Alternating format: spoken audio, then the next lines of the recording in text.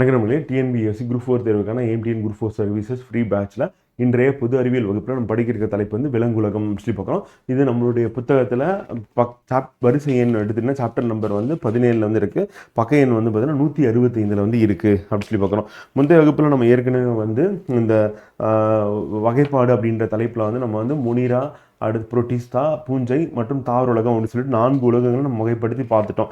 இப்போ பக்க எண் வந்து 181 எடுத்துக்கோங்க. ஸோ அதில் தான் வந்து என்ன இருக்குன்னா விலங்குலகம் வந்து இருக்குது அப்படின்னு சொல்லி பார்க்குறோம்.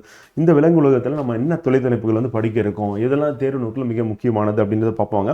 ஃபஸ்ட்டு வகைப்பாட்டிலாம் என்ன அப்படின்னு பார்க்க போகிறோம். அப்புறம் உயிரினின் வகைப்பாடு திருப்பி நம்ம ரீகால் பண்ண போகிறோம். 5 உலகங்கள் என்ன அப்படின்னு சொல்லிட்டு வகைப்பாட்டின் படிநிலை எப்படி இருக்குது, உலகத்துலேருந்து ஆரம்பித்து சிட்டி நம்பரையும் எந்த ஆர்டரில் வந்து இருக்குது அப்படின்னு பார்க்க போகிறோம். அப்புறம் வகைப்பாட்டிற்கான அடிப்படை என்ன, அதுக்கடுத்து கட்டமைப்பு நிலைன்னா என்ன, அடுத்து சமச்சீரில் வந்து ஆறு சமச்சீர், இருபக்க சமச்சீர்னா என்ன அப்படின்றது தெரிஞ்சுக்க போறீங்க. அதற்கடுத்து கருமூல அடுக்குகள் அப்படின்னு பார்க்கும்போது அகடுக்கு, நடு அடுக்கு, புற அடுக்குன்னா என்ன, அது எந்தெந்த உயிரினங்களில் காணப்படுகிறது அப்படின்னு நம்ம படிக்க போகிறோம். அடுத்து இருசொற் பெயரிடும் முறையும் அந்த புது பெயர் இருசொற் பெயர் என்ன அப்படின்றத நம்ம படிக்க போகிறோம். அது கரோலினேஸ் தான் வந்து அறிமுகப்படுத்துறேன்னு பார்க்குறோம். ஸோ அது என்ன அப்படின்றத நம்ம படிக்க போகிறோம். அதுக்கடுத்து உயிரினங்களை வந்து பார்த்தீங்கன்னா முதுகு நாணற்றவை, அரை நாணைகள், முதுகு நாணுள்ளவை அப்படின்னு சொல்லி நம்ம பிரிக்கிறோம். வந்து அப்போ முதுகு நாணற்றவை அப்படின்னும் போது உதாரணத்துக்கு தொகுதி வந்து பார்த்தீங்கன்னா துளையுடைகள் போரிப்பரா அப்படின்னு பார்க்குறோம். அதோட சிறப்பம்சம் என்ன, அதில் எடுத்துக்காட்டு எந்த உயிரி வரும் வந்து. அடுத்து குழியுடலிகள், அதே மாதிரி சிறப்பம்சம் அதனுடைய எடுத்துக்காட்டு. அடுத்து தட்டை புழுக்கள், அடுத்து வந்து நிமோட்டா உருளை புழுக்கள், அடுத்து வலைத்திசை புழுக்கள் அனலிடா, அந்த கணுக்காலிகள் ஆர்த்தோபோடா, வந்து அடுத்து மெல்லுநடிகள் மொலாஸ்கா, அந்த முட்டொலிகள் அப்படின்னு பார்க்குறோம். ஸோ அதற்கு அடுத்து அரை நாணைகள் அப்படின்னு பார்க்குறோம். வந்து ஸோ இது வந்து முதுகு நாணலை, முதுகு நாணல் ரெண்டுத்துடைய பண்பையும் பெற்று இருக்கும். எடுத்துக்காட்டு யாரு அப்படின்றத நம்ம கேட்பாங்க, அது இம்பார்ட்டன். வந்து அதுக்கு அடுத்து முதுகு நாணுள்ளவை அப்படின்னு பார்க்குறோம். வந்து முதுகு நாணுள்ளவை வந்து நம்ம எப்படி பிரிக்கிறோம்னா ஃபர்ஸ்ட் எடுத்த உடனே வந்து வால் முதுகு நாணி, தலை முதுகு நாணின்னு சொல்லிட்டு 2 இருக்கு. ஸோ அதில் எடுத்துக்காட்டு நம்ம கேட்டிருக்காங்க. அதற்கு அடுத்து துணை தொகுதி முதுகெலும்பிகள் அப்படின்னு எடுக்கும்போது தாடையற்ற, தாடையுள்ள அப்படின்னு பார்க்குறோம். வந்து தாடையற்ற அப்படின்னும் போது அந்த வகுப்பு வந்து வட்ட வாயுடையன அப்படின்னு பார்க்குறோம். தாடையுள்ள அப்படின்னு பார்க்கும்போது வகுப்புல மீன்கள், இருவாழ்விகள், ஊர்வன, பரப்பன, பாலூட்டிகள் அப்படின்னு சொல்லிட்டு நம்ம முழுவதுமா படிக்க இருக்கோம் அப்படிங்கிறோம். இது மட்டும் இல்லாமல் நம்ம ஒரு வரி வினாக்கள் அப்படின்றது இறுதியாக பார்த்து இந்த தலைப்பை நம்ம முடிக்க போகிறோம்னு சொல்லி பார்க்கலாம். ஸோ நம்மளுடைய புத்தகத்தில் சாப்டர் நம்பர் வந்து வரிசை எண் வந்து 17 வந்து இருக்குது. அதே மாதிரி பக்க எண் வந்து 181 வந்து இருக்குது அப்படின்னு சொல்லி பார்க்குறோம். ஸோ வாங்க படிக்கலாம். விலங்குலகம் அப்படின்னு எடுக்கும்போது வகைப்பாட்டியல் அப்படின்றது என்னன்னா உயிரினங்களை வகைப்படுத்துறது தான் வகைப்பாட்டியல் அறிவியலாகவும் நினைக்கிறோம். பல வகை உயிரினங்களை பற்றி படிப்பது அப்படின்றது இதன் மூலமா நமக்கு எளிதாயிருது. பல்வேறு வகையான விலங்குகளில் காணப்படும் இனத்தொடர்புகளை நம்ம அறிந்து கொள்வதற்கு நமக்கு என்ன தேவைப்படுது அப்படின்னா அந்த வகைப்பாட்டியல் தேவைப்படுகிறது அப்படிங்கிறோம். அந்த உயிரினங்களை முதல்ல வகைப்படுத்துறது யாரு அப்படின்னா வந்து நமக்கு கரோலஸ் லின்னேயஸ் அப்படிதான் வகைப்படுத்துறாரு. என்ன வகைப்படுத்துறாரு அப்படின்னா வந்து தாவரம், அந்த விலங்குகள் அப்படின்னு சொல்லிட்டு 2 விதமாக வகைப்படுத்துறாரு. அது பிளான்டே, அனிமாலே அப்படின்ற வகைப்படுத்துறாரு அப்படின்னு பார்க்கிறோம். ஸோ அது நமக்கு இம்பார்ட்டன்ட். உயிரினங்களின் வகைப்பாடு அப்படின்னும் போது 5 உலக வகைப்பாடு வந்து பண்ணது யார் அப்படின்னா வந்து ஸோ அதில் வந்து ஃபர்ஸ்ட் வந்து ஆர்எச் விட்டேக்கர் வந்து பண்ணுவார். ஸோ ஃபர்ஸ்ட் பண்ணது யார் அப்படின்னா கரோலஸ் லின்னேயஸ் வந்து தாவரம் விலங்கு உலகம் அப்படி பண்ணுவார். ஸோ அதுக்கடுத்து வகைப்பாட்டியல் அப்படி இன்க்ரீஸ் ஆகி கடைசியாக வந்து இப்போ 5 உலகமாக இருக்கு. முனிரா, புரோட்டிஸ்டா 2வது, பூஞ்சையில் 3வது, பிளான்டே 4வது, அண்ட் அனிமாலியா 5வதாக இருக்கு அப்படின்னு. ஸோ இப்போ அந்த வகைப்படுத்துறது அப்படின்றதுன்னா இப்போ செல் அமைப்பு, உணவூட்டு முறை, உடற்கட்டமைப்பு மற்றும் இனப்பெருக்க பண்புகளின் அடிப்படையில் உருவாக்கப்பட்டுள்ளன அப்படின்னு. அதோட செல் அமைப்பு எப்படி இருக்கும் நம்ம ஏற்கனவே கம்பேர் கூட பண்ணி பார்த்தோம். அந்த ப்ரோகேரியோட்டுகள் எங்கே இருக்கணும், முனிரா உலகத்தில் இருக்கும். யூகேரியோட்டுகள் எங்கே இருக்கணும், மற்ற 4 உலகத்தில் இருக்கும் அப்படின்னு. ஸோ அதே மாதிரி உணவூட்டு முறை அப்படின்றது ஒவ்வொரு இதுலையும் எப்படி இருக்கும், தற்சார்பா, பெறச்சார்பா, அண்ட் தற்சார்பில் வந்து ஒளி சார்பா, வேதி சார்பா, அண்ட் பெற சார்பில் வந்து சாருண்ணியா, உட்டுண்ணியா, அல்லது வந்து கலப்பு ஊட்டமுறை கொண்டதா அப்படின்னு சொல்லிட்டு, இல்லைன்னா கூட்டுறி வாழ்க்கை வாழக்கூடியதா அப்படின்னு சொல்லிட்டு நம்ம வந்து வகைப்படுத்தி பார்த்துருந்தோம். நம்ம இனப்பெருக்க பண்புகள் அடிப்படையில் என்ன பண்றோம், உயிரினங்களை வகைப்படுத்தி இருக்கோம் அப்படின்னு. வந்து இப்போ அதன் அடிப்படையில் வகைப்பாட்டியலின் படிநிலை அப்படின்னு நம்ம எடுக்கும்போது உயிரினங்களை சிறிய சிறிய குழுக்களாக நம்ம பிரிக்கிறதுக்கு அந்த படிநிலை அப்படின்றது நமக்கு பயன்படுகிறது அப்படின்னு. அந்த சிறிய குழுவே வகைப்பாட்டின் அடிப்படை அழகாக இருக்கு. அப்போ வகைப்பாட்டின் அடிப்படை அழகாக நம்ம என்ன சொன்னோம், சிற்றினம் அப்படின்னு சொன்னோம். இதை வந்து மிக சிறிய குழு வந்து இருக்கிறது அப்படின்னு. அப்போ ஆரம்பிக்கிறது எங்க ஆரம்பிக்கணும், உலகத்தில் ஆரம்பிக்கும். அப்போ உலகத்தில் ஆரம்பிச்சு தொகுதினா எம்எல்ஏ, எம்பி அப்படின்னு வந்து ஸோ அந்த தொகுதிக்குள்ள வகுப்பினர் வந்து பல வகுப்பினர் வந்து இருப்பாங்க, மக்கள் அப்படின்னு. அதுக்கடுத்து ஒரு கிராமத்துக்குள்ள போனீங்கன்னா வரிசையா வந்து தெருக்கள் வந்து இருக்கும். அந்த தெருவுக்குள்ள என்ன இருக்குன்னா குடும்பங்கள் இருக்கும். அந்த குடும்பத்துல பெற்றோர், பேரினம் இருப்பாங்க. அதுல சிறியவர்கள் வந்து குழந்தைகள் இருப்பாங்க, அவங்க சிற்றினம் அப்படின்னு பார்க்குறோம். ஸோ அப்போ நம்ம இந்த ஆர்டர் எப்படி ஞாபகம் வச்சுக்கலாம், ஒரு தொகுதி, அந்த தொகுதியிலும் வகுப்பினர் பல வகுப்பினர் இருப்பாங்க அப்படின்னு சொல்லிட்டு அதுல இருந்து இதுக்கு போயிட வேண்டியது. அடுத்து கிராமத்துக்கு போறீங்க, கிராமத்துக்கு போனால் வரிசையா இருக்கு. என்ன இருக்குன்னா குடும்பம் இருக்கு. அந்த குடும்பத்துல யார் இருக்காங்கன்னா பேரினம், பெற்றோர் இருக்காங்க, அடுத்து சிற்றினம் இருக்காங்க. அப்போ இந்த ஆர்டர் அப்படின்றத நீங்க ஞாபகம் வச்சுக்கணும், உங்களுக்கு வந்து மறக்காது. இந்த ஆர்டர் வந்து அப்படியே கொடுத்துட்டு நமக்கு எது வந்து ஜம்பிள் பண்ணி போட்டிருப்பாங்க, எது சரியா இருக்கு அப்படின்றத கேட்பாங்க. அடுத்து வகைப்பாட்டிற்கான அடிப்படை அப்படின்னும் போது விலங்குலமானது கட்டமைப்பு நிலைகள், அதாவது செல்களின் தொடர் வரிசை அமைப்பு இருக்குல்ல, ஸோ அதன்படியும் அதனோட சீரமைப்பு, அது ஆர சமச்சீரா இருபக்க சமச்சீரா அப்படின்னு சொல்லி அந்த சீரமைப்பு, கருமூல அடுக்கு அப்படின்னும் போது நமக்கு அக அடுக்கு, நடு அடுக்கு, புற அடுக்குன்னு சொல்லிட்டு இந்த 3 வகையான அடுக்குகள் இருக்கு. கருமூலம், கரு உருவாகும் போது அப்படின்னு, ஸோ அதன் அடிப்படையும் அதுக்கடுத்து உடற்குழியின் தன்மை எப்படி இருக்கு, இந்த உடற்குழி அற்றது, போலியான உடற்குழி, உண்மையான உடற்குழி அப்படின்னு சொல்லிட்டு அதனுடைய தன்மை அடிப்படையும் நம்ம என்ன பண்றோம்னா வகைப்படுத்தியிருக்கோம். யாருன்னா விலங்கு உலகத்தை அப்படிங்கிறோம். நம்ம ஒன்னொன்னா பார்ப்போம். இதெல்லாம் புதுசாக தான் உங்களுக்கு இருக்கும். ஆனால் படிக்கும் போது எடுத்துக்காட்டு பார்க்கும்போது நமக்கு இன்னும் எளிமையாக வந்து புரிஞ்சிடும். ஆரம்பிக்கலாம். இப்போ கட்டமைப்பு நிலை அப்படின்னு எடுத்துட்டோம்னா ஒரு உயிரினம் அப்படின்னு இருக்கும்போது செல், அது ஒரு செல்லா பல செல்லா ஆரம்பிக்கிறோம். இப்போ ஒரு செல் விலங்கு எங்கே இருக்குது அப்படின்னா புரோட்டீஸ் அப்படின்னு உலகத்தில் பார்த்தாச்சு. அப்போ விலங்கு உலகத்துக்கு வரும்போது என்ன இருக்குன்னா பல செல் உயிரினங்கள் தான் இங்கே காணப்படுகிறது. ஆரம்பிக்கிறோம். செல்லெல்லாம் ஒன்றா சேரும்போது திசு உருவாக்கும், திசுலாம் ஒன்றா சேர்ந்தால் உறுப்பு உருவாக்கும், உறுப்புகள்லாம் ஒன்றா சேர்ந்தது அப்படின்னா வந்து நமக்கு உறுப்பு மண்டலத்தை உருவாக்கும். ஆரம்பிக்கிறோம். அப்போ உறுப்பு மண்டலம் ஆகியவற்றின் அடிப்படை உயிரினங்கள் ஒரு செல் உயிரிகள் அல்லது பல செல் உயிரிகள் என வகைப்படுத்தப்பட்டுள்ளன. ஆரம்பிக்கிறோம். இப்போ சமச்சீர் அப்படின்னு பார்க்கும்போது அதனோட உடல் உறுப்புகளை வந்து நம்ம அமைந்துள்ள முறையை வச்சு நம்ம என்ன பண்ணால் சமச்சீர் அப்படின்னு நம்ம சொல்கிறோம். அதை வந்து 2 வகையாக பிரிப்போம். ஒன்று வந்து ஆர சமச்சீர், மற்றொன்று வந்து பார்த்தீங்கன்னா இருபக்க சமச்சீர். ஆர சமச்சீர் அப்படின்னா அதை அனாட்டமிக்கலாக வந்து நம்ம உடலின் அடிப்படையில் நம்ம எந்த பகுதியில் வெட்டாலும் அது வந்து 2 சம பிரிவாக பிரிஞ்சதுன்னா அது வந்து ஆர சமச்சீர் வந்து, இல்லை பர்டிகுலராக ஒரு டைரக்ஷனை நம்ம வெட்டும் போது 2 சம பாகமாக பிரிந்து இருபக்க சமச்சீர். அப்போ ஆர சமச்சீர் அப்படின்னா விலங்கின் உடல் உறுப்புகள் ஒரு மைய அச்சினை சுற்றிலும் அமைக்கப்பட்டிருக்கும். வந்து அந்த உயிரின் உடலை எந்த ஒரு திசையில் பிரித்தாலும் மொத்த சமமான 2 பாகங்கள் கிடைக்கும். எடுத்துக்காட்டு என்னப்பா அப்படின்னா ஹைட்ரா, ஜெல்லி மீன், நட்சத்திர மீன் அப்படிங்கிறோம். இது எல்லாமே வந்து ஆர சமச்சீருக்கு நமக்கு எடுத்துக்காட்டு அப்படின்னு ஞாபகம் வச்சுக்கணும். ஸோ நம்ம கேள்வியும் இதுதான் கேட்க போறாங்க அப்படிங்கிறது. ஸோ அப்போ ஆர சமச்சீர் எந்த பகுதியில் நம்ம பிரித்தாலும் நமக்குன்னா ஒரே மாதிரி கிடைக்கும் அப்படிங்கிறோம். இப்போ எடுத்துக்காட்டு யாருன்னா ஹைட்ரா வருது, அதே மாதிரி ஜெல்லி மீன் வருது, நட்சத்திர மீன் வருது அப்படிங்கிறது. ஸோ அதற்கு அடுத்து இருபக்க சமச்சீர் அப்படின்னும் போது நமக்கு விலங்கினங்கள் வந்து ஒரு உயிரினத்தின் உடல் உறுப்புகளை மையாச்சின் இரு மரங்கிலும் அமைக்கப்பட்டிருக்கும் அப்படிங்கிறோம். அப்போ மையாச்சின் இரு மரங்கில் அப்படின்னா வந்து நம்ம வந்து கரெக்டாக அதனோட சென்டர் பார்ட்டில் நம்ம கட் பண்ணும்போது தான் இது ஒரு பக்கமும் அதில் ஒரு பக்கமும் சமமாக வந்திருக்கும். அப்போ இருபக்க சமச்சீர். அப்போ மையாச்சின் வழியாக உடலை பிரித்தால் மட்டுமே இரு சமமான பாகங்கள் பிரிக்க முடியும் அப்படிங்கிறோம். அப்போ மையாச்சு அப்படின்றது வந்து பார்த்தீங்கன்னா நமக்கு அதன் வழியாக பிரிக்கும் 2 சம பாகமாக கிடைக்குது. எடுத்துக்காட்டு வந்து தவளை சொல்லலாம். அதே மாதிரி மேலே இருக்கக்கூடிய ஆமை அப்படின்றத நம்ம சொல்லலாம். இந்த உயிரினங்கள்லாம் இருபக்க சமச்சீராக இருக்குது அப்படிங்கிறோம். அடுத்து கரு மூல அடுக்குகள். அப்போ அந்த உயிரினம் உருவாகும் போது அந்த கருவில் மூல அடுக்குகள் எத்தனை இருக்குது அப்படின்றது தான். அப்போ மூல அடுக்குகள் உறுப்புகள் தோன்றி ஒரு முதிர் உயிரியாக உருவாகிறது. கரு மூல அடுக்குல இருந்து தான். அதில் நம்ம மூல அடுக்குகள் அப்படின்னு பார்க்கும்போது என்னன்னா புற அடுக்கு, அக அடுக்கு என்ற 2 கருப்படங்களை கொண்டதும் இருக்கு. அது வந்து ஈரடுக்கு உயிரினங்களும். எடுத்துக்காட்டு ஹைட்ரா. அதே மாதிரி புற அடுக்கு, நடு அடுக்கு, அக அடுக்குன்னு சொல்லிட்டு மொத்தம் 3 இருக்கும். இங்கே 2 இருக்கும், இங்கே 3 இருக்கும். அப்போ 3 இருக்கு கருப்படலங்கள் அப்படின்னா அதுக்கு எடுத்துக்காட்டு வந்து முயல் அப்படின்னு வந்து. அப்போ ஹைட்ரா ஏற்கனவே நம்ம ஆர சமச்சீருக்கு எடுத்துக்காட்டாக பார்த்தோம். இப்போ இரு மூல அடுக்கு கொண்டதாக வந்து இருக்கு கருவில் அப்படின்னு பார்க்குறது. அதே வந்து முயல் அப்படின்றது 3 கருப்படலங்களை கொண்ட மூவடுக்கு உயிரிகளாக வந்து இருக்கு அப்படின்னு. அப்போ ஈரடுக்கு உயிர்கள், மூவடுக்கு உயிர்கள் அப்படிங்கும்போது அதுக்கு எடுத்துக்காட்டு கரு மூல அடுக்குகள் வச்சு சொல்றோம் அப்படின்னு. அதுக்கு அடுத்து உடற்குழி அப்படின்னு பார்க்கும்போது உடலில் திரவத்தினால் நிரப்பப்பட்டது தான் என்னன்னா குழி அப்படின்னு பார்க்குறோம். இது என்ன பண்ணுதுன்னா உடல் சுவட்டிலிருந்து உணவு பாதையை பிரிக்கிறது. அப்போ உடல் சுவட்டிலிருந்து உணவு பாதையை பிரிக்கக்கூடியதான் என்னன்னா உடற்குழி. அந்த உடற்குழி அப்படின்னு பார்க்கும்போது நம்ம எப்படி பார்க்குறோம் அப்படின்னா வந்து நம்ம இந்த மொத்தம் எப்படி இருக்கு, உடற்குழி இருக்கா இல்லையா அப்படின்னு பார்க்குறோம். அப்போ உடற்குழி இருக்கு, உண்மையான உடற்குழி வந்து, உடற்குழி அற்றது, போலியான உடற்குழி கொண்டது அப்படின்னு சொல்லி மொத்தம் 3 வகையாக வந்து இருக்கு அப்படின்னு. ஸோ அந்த உடற்குழி அப்படின்றது எங்கே இருக்கு அப்படின்னு பார்த்தீங்கன்னா நமக்கு அக அடுக்கும் நடு அடுக்குக்கும் இடையில வந்து காணப்படுகிறது. இப்போ இது பொய்யான உடற்குழி கொண்டது அப்படின்னு பார்க்குறோம். எடுத்துக்காட்டுனா உருளை புழுக்கள் அப்படிங்கும். இது நமக்கு ஏற்கனவே கேள்வி கேட்டிருக்கேன். அப்போ பொய்யான உடற்குழி உடையவை எதுனா நமக்கு உருளை புழுக்கள் அப்படின்றது எடுத்துக்காட்டாக வந்து இருக்கு அப்படின்னு. அதே மாதிரி உண்மையானது, அப்புறம் உடற்குழி அற்றது அப்படின்னு சொல்லி மொத்தம் பிரிக்கணும். அப்போ உடற்குழி அற்றவை அப்படின்னு நம்ம சொல்லும் பொழுது வந்து நமக்கு அக அடுக்கு நடு அடுக்குக்கு வந்து இடையில வந்து இல்லை அப்படின்னு பார்க்குறோம். அப்போ உடற்குழி அற்றவை அப்படின்னா எடுத்துக்காட்டு தட்டை புழுக்கள் அப்படிங்கிறோம். அப்போ உருளை புழுக்கள் அப்படின்றது பொய்யான உடற்குழி கொண்டது. தட்டை புழுக்கள் வந்து பார்த்தீங்கன்னா நமக்கு உடற்குழி அற்றவை அப்படின்னு பார்க்குறோம். அப்போ உண்மையான உடற்குழி அல்லது சீலம் என்பது நடு அடுக்கினில் அமைந்துள்ளது. உடற்குழியின் தன்மையின் அடிப்படையில் நம்ம மொத்த எத்தனை பிரிக்கிறோம், 3 வந்து பிரிக்கிறோம் வந்து. அப்போ உடற்குழி அற்றவை அப்படின்னா எடுத்துக்காட்டு வந்து நாடா புழுக்கள் அப்படின்னு பார்க்குறோம். அதே வந்து பொய்யான உடற்குழி கொண்டவை அப்படின்னா வந்து உருளை புழுக்கள் அப்படின்னு பார்க்குறோம். அடுத்து உண்மையான உடற்குழி உடையவை அப்படின்னா வந்து மண்புழு, தவளை அப்படின்னு பார்க்குறோம். அப்போ உடற்குழி அடிப்படையில் நம்ம வந்து 3 வகையாக பிரிக்கும் போது நம்ம கேள்வி எது கேட்குறாங்க அப்படின்னா வந்து பொய்யான உடற்குழி கேட்குறாங்க அண்ட் உண்மையான உடற்குழி உடையவை அப்படின்றது நம்ம கேள்வியாக கேட்குறாங்க அப்படிங்கிறோம். ஸோ அது நமக்கு இம்பார்ட்டன்ட். ஸோ முதல்ல படிக்கும் போது நமக்கு புதுசாக இருக்கும். ஆனால் திருப்பி ரிவிஷன் பண்ணும்போது ரொம்ப சுலபமாக ஈஸியாக நம்ம ஆன்சர் பண்ணிட்டு போயிடலாம் அப்படின்னு. ஸோ அதற்கு அடுத்து உண்மையான உடற்குழி உடையவை அப்படின்னா மண்புழு அப்படின்னு. ஸோ பார்த்தீங்கன்னா தெரியும் உடற்குழி. அப்போ அக அடுக்கு இருக்கு, அடுத்து நடு அடுக்கு இருக்கு, அடுத்து புற அடுக்கு இருக்கு. அப்போ அந்த அக அடுக்குக்கும் நடு அடுக்குக்கும் இடையில தான் என்ன இருக்குன்னா இந்த உடற்குழி வந்து காணப்படுகிறது அப்படின்னு பார்க்குறோம். ஸோ பிக்சர்லாம் நமக்கு இருக்கிறது தான். ஸோ அதற்கு அடுத்து பொது பண்புகள் அடிப்படையில் விலங்குகளின் வகைப்பாடு அப்படின்னு அப்படின்னு எடுக்கும்போது விலங்கம் உலகுலகம் அப்படின்னு பார்க்குறோம். இது வந்து பல செல் உடையவை நமக்கு தெரியும்.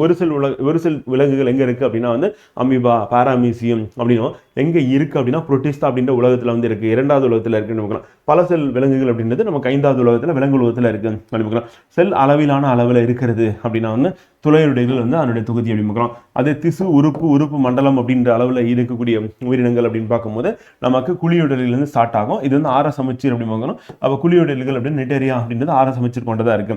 இருபக்க சமச்சீர் அப்படின்னு பார்க்கும்போது உடற்குழி அட்டவை அப்படின்றது தட்டை புழுக்கள் அப்படின்னு பார்க்குறோம். அதே மாதிரி போலி உடற்குழி உடையவை உருளை புழுக்கள் அப்படின்னு பார்க்குறோம். குழி உடையவை அப்படின்றது வந்து பார்த்தீங்கன்னா இதுக்கடுத்து நம்ம போலி உடற்குழி உடையவை வந்து உருளை புழுக்கள். அண்ட் உண்மையான உடற்குழி உடையவை அப்படின்னு எடுக்கும்போது வலைத்தசை புழுக்கள், கணுக்காலிகள், மெல்லுடலிகள், முத்தோலிகள், அரைநாணிகள், முதுகு நாணுள்ளவை அப்படின்னு பார்க்கலாம். அப்போ உண்மையான உடற்குழி உடையவை அப்படின்னு எடுத்துக்கிட்டா இங்கே இருக்கக்கூடிய இந்த 6மே வந்து பார்த்தீங்கன்னா உண்மையான உடற்குழி உடையவை அப்படின்னு பார்க்குறோம். அப்போ உடற்குழி அற்றவை அப்படின்னு வந்து தட்டை புழுக்கள், வந்து போலியானது அப்படின்னா உருளை புழுக்கள் அப்படின்னு பார்க்குறோம். ஸோ அப்போ நம்ம பிரிக்கும் போது எப்படி பிரிக்கிறோம் அப்படின்னா உடற்குழி அற்றவை, போலி உடற்குழி உடையவை அண்ட் உண்மையான உடற்குழி உடையவை அப்படின்னு சொல்லிட்டு நம்ம பிரிக்கிறோம் அப்படின்னு சொல்லியிருக்கோம். அதுக்கடுத்து முதுகு நாணின் அடிப்படையில் விலங்குகளை நம்ம 2 குழுக்களாக பிரிக்கிறோம். ஒன்று என்னன்னா முதுகு நான் அற்றவை, வந்து அதாவது இன்வெர்டிபிரேட் அப்படின்னு அதுக்கு வந்து என்னன்னா தண்டோட முதுகு நான் அப்படின்னு இருக்காது, முதுகு நான் உள்ளவை அப்படின்னு பார்க்குறோம். இந்த முதுகு நான் உள்ளவை அப்படின்றது வந்து பார்த்தீங்கன்னா முதுகு நான் உள்ளவை, முதுகெலும்பிகள் அப்படின்னு சொல்லிட்டு இதே நம்ம 2 வகையாக பிரிக்கிறோம். அந்த சபை முதல்ல இருந்த உயிரினங்களுக்கு வந்து முதுகு நான் உள்ளவையாக இருந்திருக்கு. அதுக்கப்புறம் முதுகெலும்புகள் அப்படின்னு முழுவதுமாக தோன்றுது அப்படின்னு பார்க்கலாம். அதுக்கடுத்து இருசொல் பெயரிடும் முறை அப்படின்றது அறிமுகப்படுத்தினது யாருன்னா கரோலஸ் லின்னேயஸ் அப்படின்னு அறிமுகப்படுத்துறாரு இருசொல் பெயரிடும் முறை அப்படின்னு. இது இம்பார்ட்டன், நமக்கு எக்ஸாம்ல கேட்பாங்க.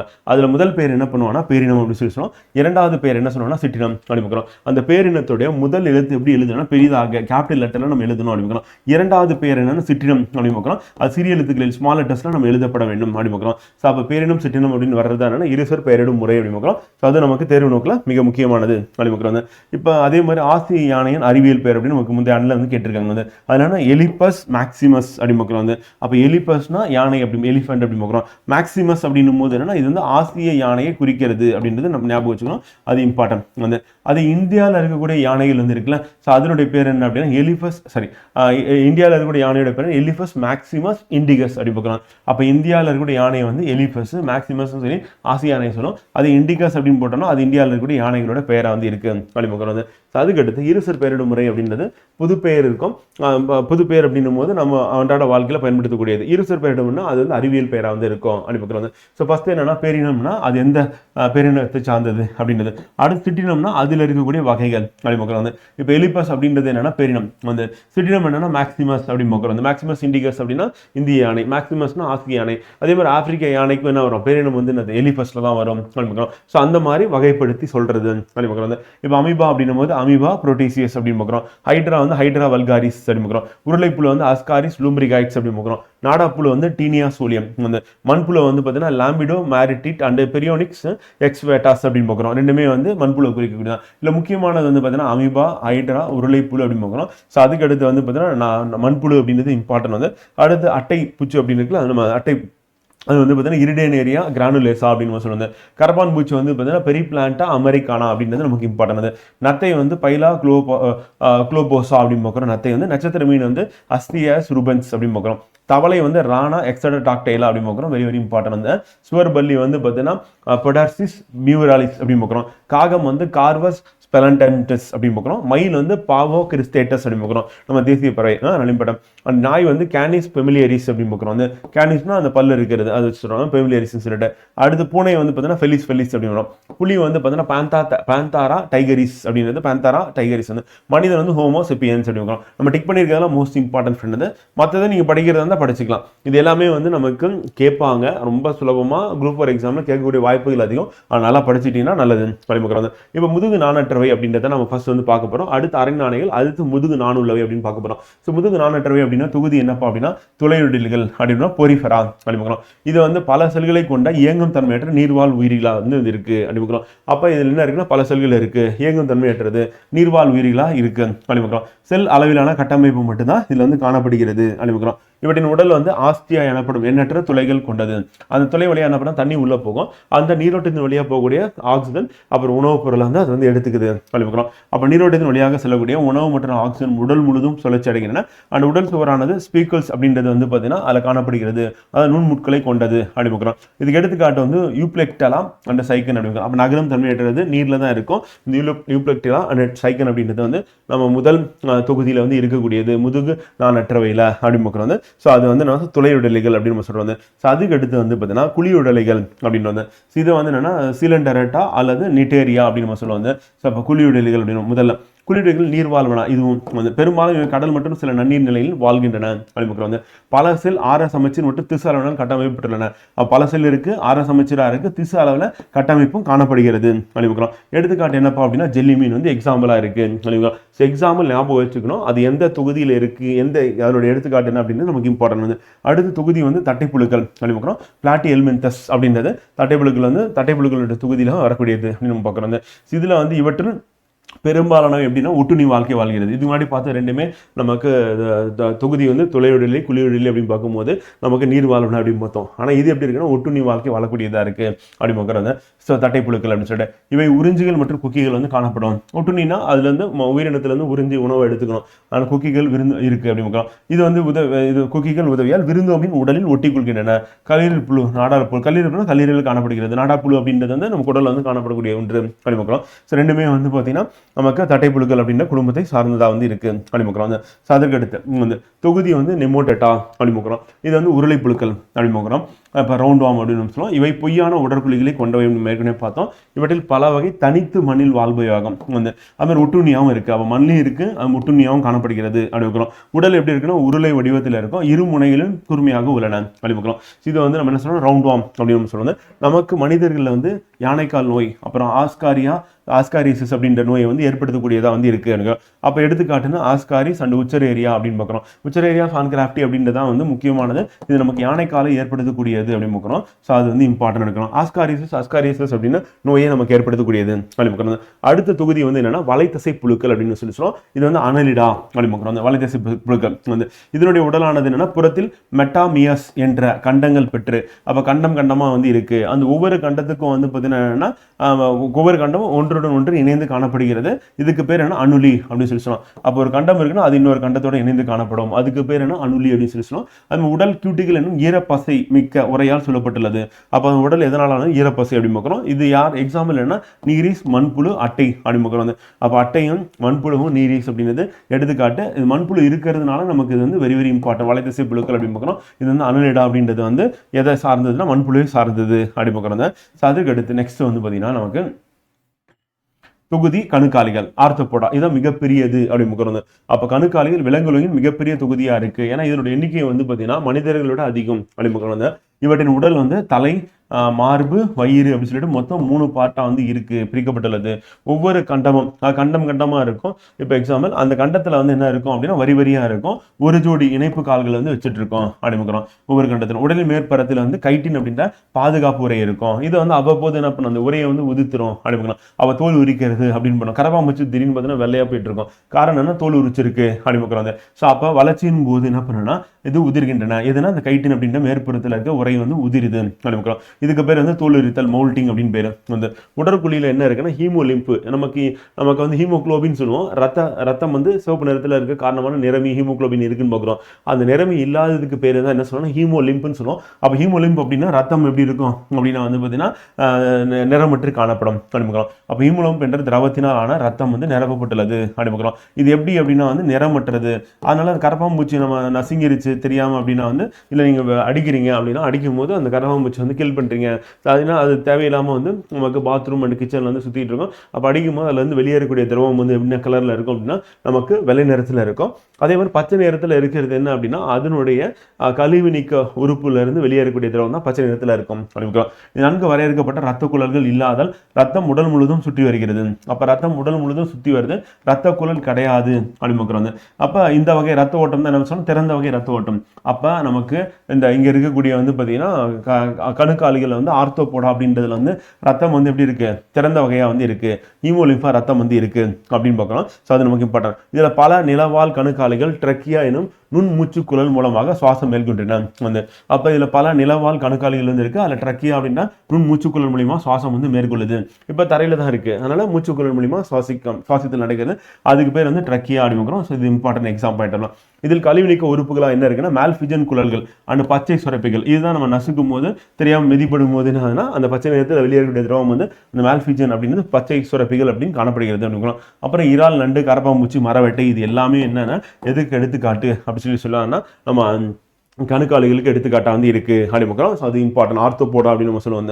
ஸோ அது எக்ஸாம் பாயிண்ட் ஆஃப்ல நம்ம இம்பார்ட்டன் எடுக்கும். அதுக்கு அடுத்து மெல்லுடலிகள் வந்து மொலஸ்கா அப்படின்னு நம்ம சொல்லுவோம். மெல்லுடலிகள்லாம் ஸ்னைல் இருக்குல்ல, ஸோ அது வந்து சொல்லலாம். இவை நன்னீர், கடல் நீர், நிலம் 3 இடத்துலையும் வாழக்கூடியது அப்படின்னு பார்க்குறோம். ஸோ அப்போ பலதரப்பட்ட வாழிடங்களில் கொண்டது, மிகப்பெரிய தொகுதியை சார்ந்த விலங்கினங்கள் தன்மை பெற்றது அப்படிங்கிறோம். ஸோ அப்போ இது வந்து மிகப்பெரிய தொகுதியை சார்ந்த விலங்கினங்களாம் இதுவும் வந்து அழைக்கப்படுகிறது அப்படிங்கிறோம். மிக அதிக அளவிலான எண்ணிக்கை அப்படின்னா வந்து நமக்கு ஆர்த்தோபோடா தான், வந்து கணுக்காலிகள் தான். ஸோ அது மறந்துவிடாது. இதுல உடற்கண்டங்கள் அற்ற, இதுக்கு முன்னாடி பார்த்தது உடற்கண்டங்கள் இருக்கும், அணிலிடா மண்புழுலையும் உடற்கண்டம் இருக்கும், அதே மாதிரி ஆர்த்தோபோடா அந்த கணுக்காலிகள்லையும் இருக்கும். ஆனா இதுல என்ன கிடையாதுன்னா மொலஸ்கால நமக்கு உடற்கண்டம் அப்படின்னு இல்லை அப்படின்னு. அப்ப மென்மையான உடல் அமைப்பு இருக்கு. உடலானது தலை, தசையிலான பாதம் வந்து இருக்கு மற்றும் உள்ளுறுப்பு தொகுப்பு வந்து இருக்கு. தசையிலான பாதம் அப்படின்னா கால் வந்து இருக்காது. இதுக்கு முன்னாடி கணுக்காலிகள் பார்க்கும்போது நமக்கு என்னன்னா ஒவ்வொரு கண்டத்திலையும் ஒரு இணை கால் வந்து இருக்கும். ஏன்னா இதுல காலே இல்லாம என்ன பண்ணணும், நகர்றதுக்கு அந்த தசையிலான பாதம் அப்படின்னு பயன்படுத்துக்குது அப்படிங்கிறோம். உடலை சுற்றி என்ன பண்ணா மேண்டில் அப்படின்னு மென் போர்வை வந்து இருக்கு. இந்த மேண்டில் வந்து சுரக்கக்கூடிய அந்த சுரப்பி தான் என்ன பண்ணுதுன்னா கால்சியத்திலான ஓடு அப்படின்னு உருவாகுது. அப்ப மேண்டிலால் சுரக்கப்பட்ட கடினமான கால்சியத்திலான ஓடும் இதுல காணப்படுகிறது. அதான் வந்து கால்கேரியஸ் செல் அப்படின்னு வந்து ஓடு அப்படின்றது. இப்ப பாத்தீங்கன்னா இந்த உடல் அப்படின்றது என்னன்னா கால்கேரியஸ் அப்படின்றது செல்ல வந்து சுரக்கக்கூடியது. இதுதான் மேண்டில் சொன்னா, இந்த மேண்டில் சுரந்து நமக்கு என்ன ஆகுதுன்னா நத்தையோட அந்த ஓடு அப்படின்றது உருவாகுது அப்படிங்கிறோம். அடுத்து செவில்கள் வந்து பார்த்தீங்கன்னா டினிட்டியம் அல்லது நுரையீரல் மூலமாகவோ இரண்டின் மூலமாக சுவாசம் நடைபெறுகிறது அப்படிங்கிறோம். இப்போ தோட்டத்து நத்தை ஆக்டோபஸ் அப்படின்றது பெஸ்ட் எக்ஸாம்பிள். நம்ம எதை சொல்லலாம் அப்படின்னா வந்து நம்ம மொலஸ்கா, மெல்லுடலிகள் அப்படின்னு நம்ம சொல்லலாம். அடுத்த தொகுதி வந்து என்னன்னா முட்தோலிகள் அப்படின்னு பார்க்குறோம். இது ஏகைனோ டெர்மாட்டா அப்படின்னு நம்ம சொல்லுவோம். வந்து பார்த்தீங்கன்னா இவர்கள் அனைத்தும் கடலில் வாழ்பன அப்படிங்கிறோம். இதுக்கு முன்னாடி மொலஸ்கா அப்படின்னு பார்க்கும்போது நமக்கு நன்னீர், கடல் நீர், நிலம், முற்று பலதரப்பட்ட வாழிடங்கள் பார்த்துட்டோம் வந்து. ஆனால் இது வந்து கடல் நீரில் வாழக்கூடியது அப்படின்றது முட்தோலிகளாக வந்து இருக்கு. அது ஏகைனோ டெர்மாட்டா அப்படின்னு பார்க்குறோம். திரவத்தினால் நிரம்பிய வாஸ்குலர் அமைப்பு அப்படின்றது காணப்படுகிறது. வாஸ்குலர் அப்படின்னா தாவரத்துக்கு பார்ப்போம். ஆனால் திரவத்தினால் நிரம்பிய வாஸ்குலர் அமைப்பு தொகுதியின் சிறப்பு பண்பாக இருக்கு அப்படின்னும் இது நமக்கு கேள்வி வந்து கேட்பாங்க அப்படிங்கிறோம். எதுக்கு அப்படின்னா வந்து முட்தோலிகளுக்கு எடுத்துக்காட்டு ஏகைனோ டெர்மாட்டா அப்படின்னு பார்க்குறோம். ஸோ அது இம்பார்ட்டன்ட். அடுத்து இவை குழாய் கால்கள், டியூப் ஃபீட் வந்து காணப்படுகிறது. அப்போ குழாய் கால்களை கொண்டது வந்து. அப்புறம் சிறப்பு பண்பு என்னன்னா திரவத்தினால் நிரம்பிய வாஸ்குலர் அமைப்பு வந்து காணப்படுகிறது அப்படின்றது இம்பார்ட்டன்ட். அதே மாதிரி புறச்சட்டகம் வந்து கால்சியம் தகடுகளால் வந்து. அப்போ கால்சியம் தகடு அப்படின்னு பார்க்குறோம், அங்கே ஓடுன்னு சொல்லுவோம், இங்கே வந்து தகடு அப்படின்னு சொல்லி சொல்லுவோம். அதே மாதிரி வெளிப்புறம் வந்து முட்களாலும் வந்து ஸ்பிக்கல்ஸ் அப்படின்னு சொல்லுவோம், நுண் இடுக்கிகளாலும் வந்து இது வந்து சூழப்பட்டுள்ளது. அப்போ கால்சியம் தகடு இருக்கு, முட்கள் இருக்கு, நுண் இடுக்கி இருக்கு. இதெல்லாம் இருக்கக்கூடியது நட்சத்திர மீன், கடல் குப்பி அப்படின்னு பார்க்குறோம். ஸோ அது பெஸ்ட் எக்ஸாம்பிள் என்னப்பா அப்படின்னா வந்து முட்தோலிகளுக்கு ஏகைனோ டெர்மாட்டா கடல்ல வாழக்கூடிய உயிரினங்கள் அப்படிங்கிறோம். இப்போ எக்ஸாம்பிள் நட்சத்திர மீன் அப்படிங்கிறோம், இது கடல் குப்பி அப்படிங்கிறோம். ஸ்பிக்கல்ஸ் அப்படின்னா அந்த முட்களும் காணப்படுகிறது அப்படிங்கிறோம். டியூப் ஃபீட்ஸ்னா அந்த டியூப் மாதிரி கூட காலை வச்சு தான் அது நகர்ந்து போயிட்டு இருக்கு அப்படிங்கிறோம். அதற்கடுத்து நம்ம பார்க்கறது என்னன்னா அரை நாணைகள். இதுக்கு முன்னாடி பார்த்ததுல என்ன சொல்லணும்னா முதுகு நான் அற்றவை அப்படின்னு கேட்டகரியில் வரும். இப்போ முதுகு நானுள்ளவை, முதுகு நானற்ற ரெண்டு பண்பையும் கொண்ட அந்த அரை நாணைகள் அப்படின்னு பார்க்க போறோம். இவை மென்மையான புழு வடிவம் கொண்ட மற்றும் கண்டங்கள் அற்ற உடலை கொண்ட உயிரினம். இவை முதுகு நானுள்ள மற்றும் முதுகு நானற்ற பண்புகளை ரெண்டுத்தையும் சேர்ந்தே வச்சிருக்கோம் அப்படிங்கிறோம். இவற்றில் செவில்கள் காணப்படும், ஆனால் முதுகு நான் இருப்பதில்லை எழுதுகிறோம். அப்போ செவில்கள் காணப்படக்கூடிய உயிரினமா இருக்கு, ஆனால் முதுகு நான் இருப்பதில்லை எழுதுகிறோம். கசையலைகளால் உணவோட்டத்தை மேற்கொள்கின்றன அப்படிங்கிறோம். இவை வலை தோண்டி வாழும் உயிர்களாகவும் இருக்கு அப்படிங்கிறோம். எடுத்துக்காட்டு வந்து பலனோ கிளாசஸ் அப்படின்னு பார்க்குறோம். ஏகன் புழுக்கள் நமக்கு எக்ஸாம்னு கேட்டாங்க. அப்போ அரை நாணைகள் அப்படின்றது முதுகு நானற்றவை, முதுகு நானுள்ளவை ரெண்டுத்துக்கு இடைப்பட்ட உயிரினம் தான் இந்த அரை நாணைகள். எடுத்துக்காட்டு என்னன்னு கேட்டிருக்காங்க. பலனோ கிளாசஸ் வந்து நமக்கு ஏகன் புழுக்கள் அப்படின்றது நம்ம ஞாபகம் வச்சுக்கணும். ஸோ அது இம்பார்ட்டன் அப்படின்னு பார்க்கலாம். அதுக்கடுத்து முதுகு நானுள்ள வகைகளில் முதுகு நான் முதுகுப்புற நரம்பு வடிவம் மற்றும் இணை செவில் பைகள் ஆகியவை சிறப்பம்சங்கள் காணப்படுகின்றன அப்படிங்க. அப்போ முதுகு நானுள்ள முதுகு நான் முதுகுப்புற நரம்பு வடிவம் வந்து மற்றும் இணை செவில் பைகள், இணை செவில் ரெண்டு இருக்கும், பேர் இருக்கும், ரெண்டு சைடு இருக்கும் அப்படிங்க ஆகியவை காணப்படுகின்றன. அதான் முதுகு நான் நிலைக்கு முக்கியமானது. நீண்ட கோல் போன்ற முதுகு நான் இவ்வுயிரின் முதுகுப்புறத்தை தாங்கியுள்ளது. அப்போ நீண்ட கோல் போன்ற முதுகு பகுதியில் ஒன்று காணப்படுகிறது, அது தாங்கி இருக்கு அப்படிங்கிறது. மேலும் இது உணவு பாதையும் நரம்பு திசுவையும் பிரிக்கிறது. அப்போ நரம்பு திசு தனியா இருக்கு, உணவு பாதையும் தனியா இருக்கு முதுகு நாடுல. இதுல முன் முதுகு நாணிகள் வந்து ஆரம்ப காலகட்டத்தில் இருந்து அடுத்து முதுகெலும்பு உள்ளவைன்னு சொல்லிட்டு நம்ம ரெண்டா வந்து பிரிக்கிறோம் அப்படிங்கிறோம். அப்போ முதுகு நாணு உள்ளவை அப்படின்னும் போது நமக்கு என்ன ஆகுது, நமக்கு நரம்பு வடம் அப்படின்னு இருக்கு, அதே மாதிரி இணை செவுள் பைகள் அப்படின்றது வந்து இருக்கு. நம்ம நீண்ட கோல் போன்ற முதுகு நான் உயிரினங்களின் முதுகு புறத்தை தாங்கி உள்ளது அப்படிங்கிறோம். இப்போ தொகுதி முதுகு நாணுகளின் வகைப்பாடு அப்படின்னு எடுத்துக்கிட்டோம்னா துணை தொகுதி வந்து வால் முதுகு நாணி, எடுத்துக்காட்டு அசிடியன் அப்படிங்கிறது. ரெண்டாவது துணை தொகுதி வந்து தலை முதுகு நாணிகள் ஆம்பியாக்சிஸ் அப்படிங்கிறது. மூன்றாவது வந்து துணை தொகுதி முதுகு எலும்புகள் அப்படின்னு பார்க்கும்போது அதுல தாடையற்ற தாடை உள்ள அப்படின்னு பிரிக்கிறோம் வந்து. இப்போ நமக்கு சிம்பிளா என்ன பண்ணுவோம்னா வால் முதுகு நாணி எடுத்துக்காட்டுனா அசிடியன் வந்து, தலை முதுகு நாணினா ஆம்பியாக்சிஸ் அப்படின்னு பார்க்குறோம். இப்போ முதுகு எலும்புகள் அப்படின்னு பார்க்கும்போது தாடையற்ற தாடை உள்ள, தாடையற்ற அப்படின்னும் போது நமக்கு எடுத்துக்காட்டு தான் கேட்டிருக்காங்க, லாம்பரே ஹெக்மீன் அப்படின்னு பார்க்குறோம். தாடை உள்ள அப்படின்னு பார்க்கும்போது அதுல நம்ம வகுப்புகளை வந்து பிரிச்சிருக்கோம். ஃபர்ஸ்ட் வந்து மீன்கள், ரெண்டாவது இருவால்கள், மூணாவது ஊர்வன, நான்காவது பரப்பன, ஐந்தாவது பாலூட்டிகள் சொல்லிட்டு மொத்தம் இதில் வந்து 5 வகுப்புகளா நம்ம பிரிச்சிருக்கோம் அப்படிங்கிறோம். அந்த 5 வகுப்பு அப்படின்னும் போது ஒவ்வொன்றுத்துக்கும் சிறப்பம்சம் என்ன அப்படின்றத நம்ம அடுத்து படிக்க போறோம். ஃபர்ஸ்ட் வந்து பார்த்தீங்கன்னா முன்முதுகு நாணுள்ளவை அப்படின்றத வந்து முதுகெலும்புகளின் முன்னோடியாக கருதப்படுகிறது. அது கேட்பாங்க, முதுகெலும்பின் முன்னோடி எது அப்படின்னா முன் முதுகெலும்பு நாணிகள் அப்படின்னு பார்க்குறோம். ஸோ அப்போ முன்முதுகு நாணுள்ளவை அப்படி பார்க்குறோம். இது வந்து 2 துணை தொகுதிகளாக பிரிக்கப்பட்டுள்ளன. ரெண்டா இருக்கு. ஒன்று வந்து வால் முதுகு நாணி அப்படி பார்க்குறோம் வந்து. ஸோ அது வந்து செஃபலோ கார்டேட்டா, சரி யூரோ கார்டேட்டான்னு சொல்லுவோம். அதே மாதிரி தலை முதுகு நாணி அப்படின்னா தான் நமக்கு செஃபலோ அப்படின்னும் போது நமக்கு வந்து பிரெயின் வந்து சொல்லுவோம். அப்போ தலை முதுகு நாணிகள் வந்து செஃபலோ அப்படி பார்க்குறோம். வால் முதுகு நாணி வந்து யூரோ கார்டேட்டா அப்படின்னு பார்க்குறோம் வந்து. ஸோ அது ரெண்டுமே கார்டேட்டா அப்படின்னா வந்து அந்த முதுகெலும்பு தான் சொல்லுவாங்க. ஸோ அப்போ செஃபலோ அண்ட் யூரோ கார்டேட்னா வால் அண்ட் செஃபலோனா தலை அப்படின்னு ஞாபகம் வச்சுக்கோங்க. ஸோ அது இம்பார்ட்டன்ட் அப்படின்னு பார்க்குற ஃப்ரெண்டு. இப்போ ஃபர்ஸ்ட் வந்து பார்த்தீங்கன்னா வால் முதுகு நாணிகள் அப்படின்னா தனித்து வாழும் லார்வாவின் வால் பகுதியில் முதுகு நாண்கள் காணப்படுகின்றன. ஒரு தனித்து வாழக்கூடியதாக இருக்கு, அதனுடைய வால் பகுதியில தான் அந்த முதுகு நாணிகள் அப்படின்ற அம்சம் வந்து காணப்படுகிறது அப்படின்னு பார்க்குறோம். ஸோ அதை வந்து நம்ம என்ன சொல்றோம்னா வால் முதுகு நாணிகள் அப்படின்னு பார்க்குறோம். இதுல முதிர் உயிர்கள் இயல்பான அமைப்பை இழந்து தரையில் ஒட்டி வாழ்வை வந்து முதிர்ந்துருச்சு அப்படின்னா தரையில ஒட்டி வாழக்கூடியதாக இருக்கு. உடலை சுற்றிலும் டியூனிக் என்ற உரை வந்து காணப்படுகிறது.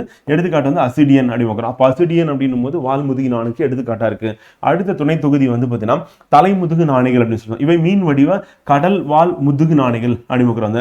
இது எங்க இருக்கு அப்படின்னா இவற்றின் முதுகு புறத்தில் இணையற்ற துடுப்பு உள்ளது. அதே மாதிரி தலை முதல் வால் வரை நீண்ட நிலையான முதுகு நான் முக்கிய பங்கா வந்து இருக்கு. ஆனா நம்ம தலை முதுகு நாணிகள் அப்படின்னு நம்ம சொல்றோம். எடுத்துக்காட்டு வந்து ஆம்பியாக்சிஸ் அப்படி சொல்லிட்டு அந்த உயிரினம் இப்படி இருக்கும் அப்படிங்கிறோம். ஸோ அப்போ தலையிலிருந்து ஆரம்பிச்சு நமக்கு வால் வரைக்கும் வந்து பார்த்தீங்கன்னா நீண்டு வந்து காணப்படுகிறது அப்படிங்கிறோம். இது வந்து துணை தொகுதி தலை முதுகு நாணிகள் அப்படின்னு சொல்றோம். இது மீன் வடிவ கடல் வால் முதுகு நாணிகளா வந்து இருக்கு அப்படிங்கிறோம். இதுலேயே வந்து இணையற்ற ஒரு துடுப்பு வந்து காணப்படுகிறது. அதுக்கப்புறம் தலை முதல் வால் வரை நீண்ட முதுகு நாண் அப்படின்னு இருக்கு ஆம்பியாக்சிஸ் வந்து. ஸோ அசிடியன்னா வால் முதுகு நாணி, ஆம்பியாக்சிஸ் அப்படின்னா தலை முதுகு நாணி அப்படின்றத நம்ம ஞாபகம் வச்சுக்கணும். ஸோ அதை நமக்கு எக்ஸாம்ல கேட்பாங்க. வந்து அடுத்து முதுகெலும்பிகள் அப்படின்னும் போது வெட்டிபிரே அப்படின்னும். இவ்வின விலங்குகளின் முதுகெலும்பு தொடர் இவற்றின் சிறப்பம்சமா இருக்கு. முதுகெலும்பு தொடர் தான் இதனுடைய சிறப்பம்சம் வந்து முதுகெலும்பிகள் அப்படின்னு. வளநிலை அமைப்பில் முதுகு நான் முதிர் உயிரியல் அச்சு எலும்பிலான முதுகெலும்பு தொடராக மாற்றி அமைக்கப்படுகின்றன. வளர்ந்ததுக்கு அப்புறம் அச்சு எலும்பு வந்து மாறுது அப்படிங்கிறோம். அப்ப அச்சு எலும்பிலானது அப்படின்றது காணப்படுகிறது. இது உடலின் பிரதான சட்டமாக இருக்கு. அந்த முதுகெலும்பிகள் 6 வகுப்புகளாக நமக்கு வந்து பிரிக்கப்படுகிறது அப்படிங்கிறது. ஸோ ஃபர்ஸ்ட் என்ன அப்படின்னா வந்து பார்த்தீங்கன்னா தாடையற்றதை நம்ம சேர்த்துக்கிட்டோம் அப்படின்னா மொத்தம் 6 வந்து மாறுது. தாடை உள்ள அப்படின்னு பார்க்கும்போது அதில் வந்து 5 இருக்கு அப்படிங்கிறோம். அப்போ தாடையற்றதான வட்ட வாயுடையன அப்படிங்கிறோம். அப்போ வட்டை வாயுடையன அப்படின்னும் போது இது தாடையற்ற முதுகெலும்பிகளாக இருக்கு அப்படிங்கிறோம். இது வந்து விலாங்கு மீன் போன்று நீளமானது அப்படிங்கிறோம். எடுத்துக்காட்டு தான் முக்கியம், ஹேக்மீன் அண்ட் லாம்பரே அப்படிங்கிறோம். ஸோ விலாங்கு மீன் போன்று நீளமானதாக வந்து இருக்கு. ஹேக்மீன் லாம்பரே அப்படின்றது வந்து பார்த்தீங்கன்னா நமக்கு இந்த தாடையற்ற முதுகெலும்பிகள் அப்படின்னு காணப்படுகிறது. இது தோல் வளவளப்பாகும், செதில்கள் காணப்படும். அப்போ வளவளப்பாக இருக்கும், செதில்கள் இல்லாமல் இருக்கும். இவை மீன்களின் மேல் புற ஒட்டுண்ணிகள் வாழ்க்கை நடத்துகின்றன. அப்ப மீன் அப்படின்றது ஒரு வகுப்பு, ஆனா அதுக்கு மேல ஒரு புற ஒட்டுண்ணி எது இருக்கு அப்படின்னா அந்த ஏக் மீன் லாம்பரே வந்து இருக்கு அப்படிங்கிறோம். ஸோ அதனால இது வந்து இம்பார்ட்டன்ட் அப்படிங்கிறோம். எதுனா நமக்கு தாடையற்ற வந்து வட்டவாயுடைய நமக்கு முதுகெலும்பிகள் அப்படிங்கிறோம். அடுத்து வந்து வகுப்பு வந்து மீன்கள் தாடையுள்ள அப்படிங்கிறோம். ஸோ மீன்கள் தான் ஃபர்ஸ்ட் ஸ்டார்ட் ஆகுது.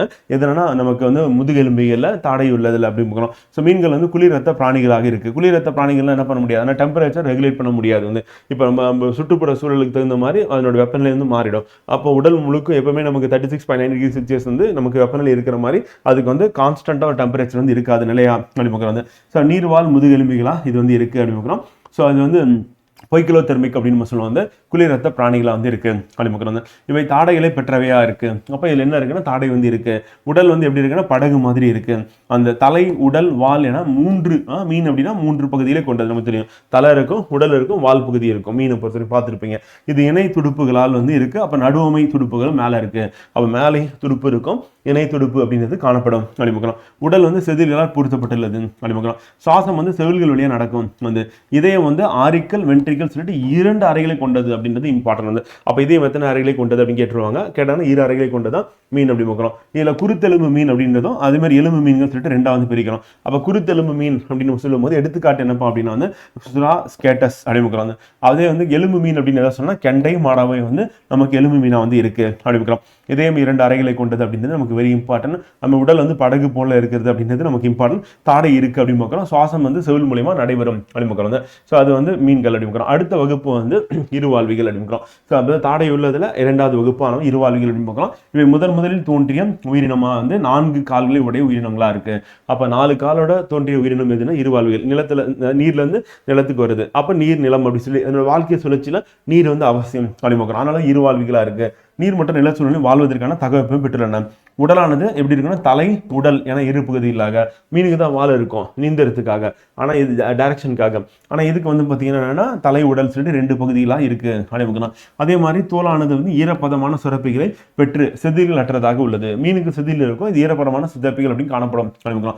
அதே மாதிரி சுவாசம் நல்லா ஞாபகம் வச்சுக்கணும். செவல்கள் மூலயமா, நுரையீரல் மூலயமா, தொண்டை வழியாக மொத்தம் 3 விதமாக வந்து சுவாசத்தில் மேற்கொள்கிறது அப்படின்னு.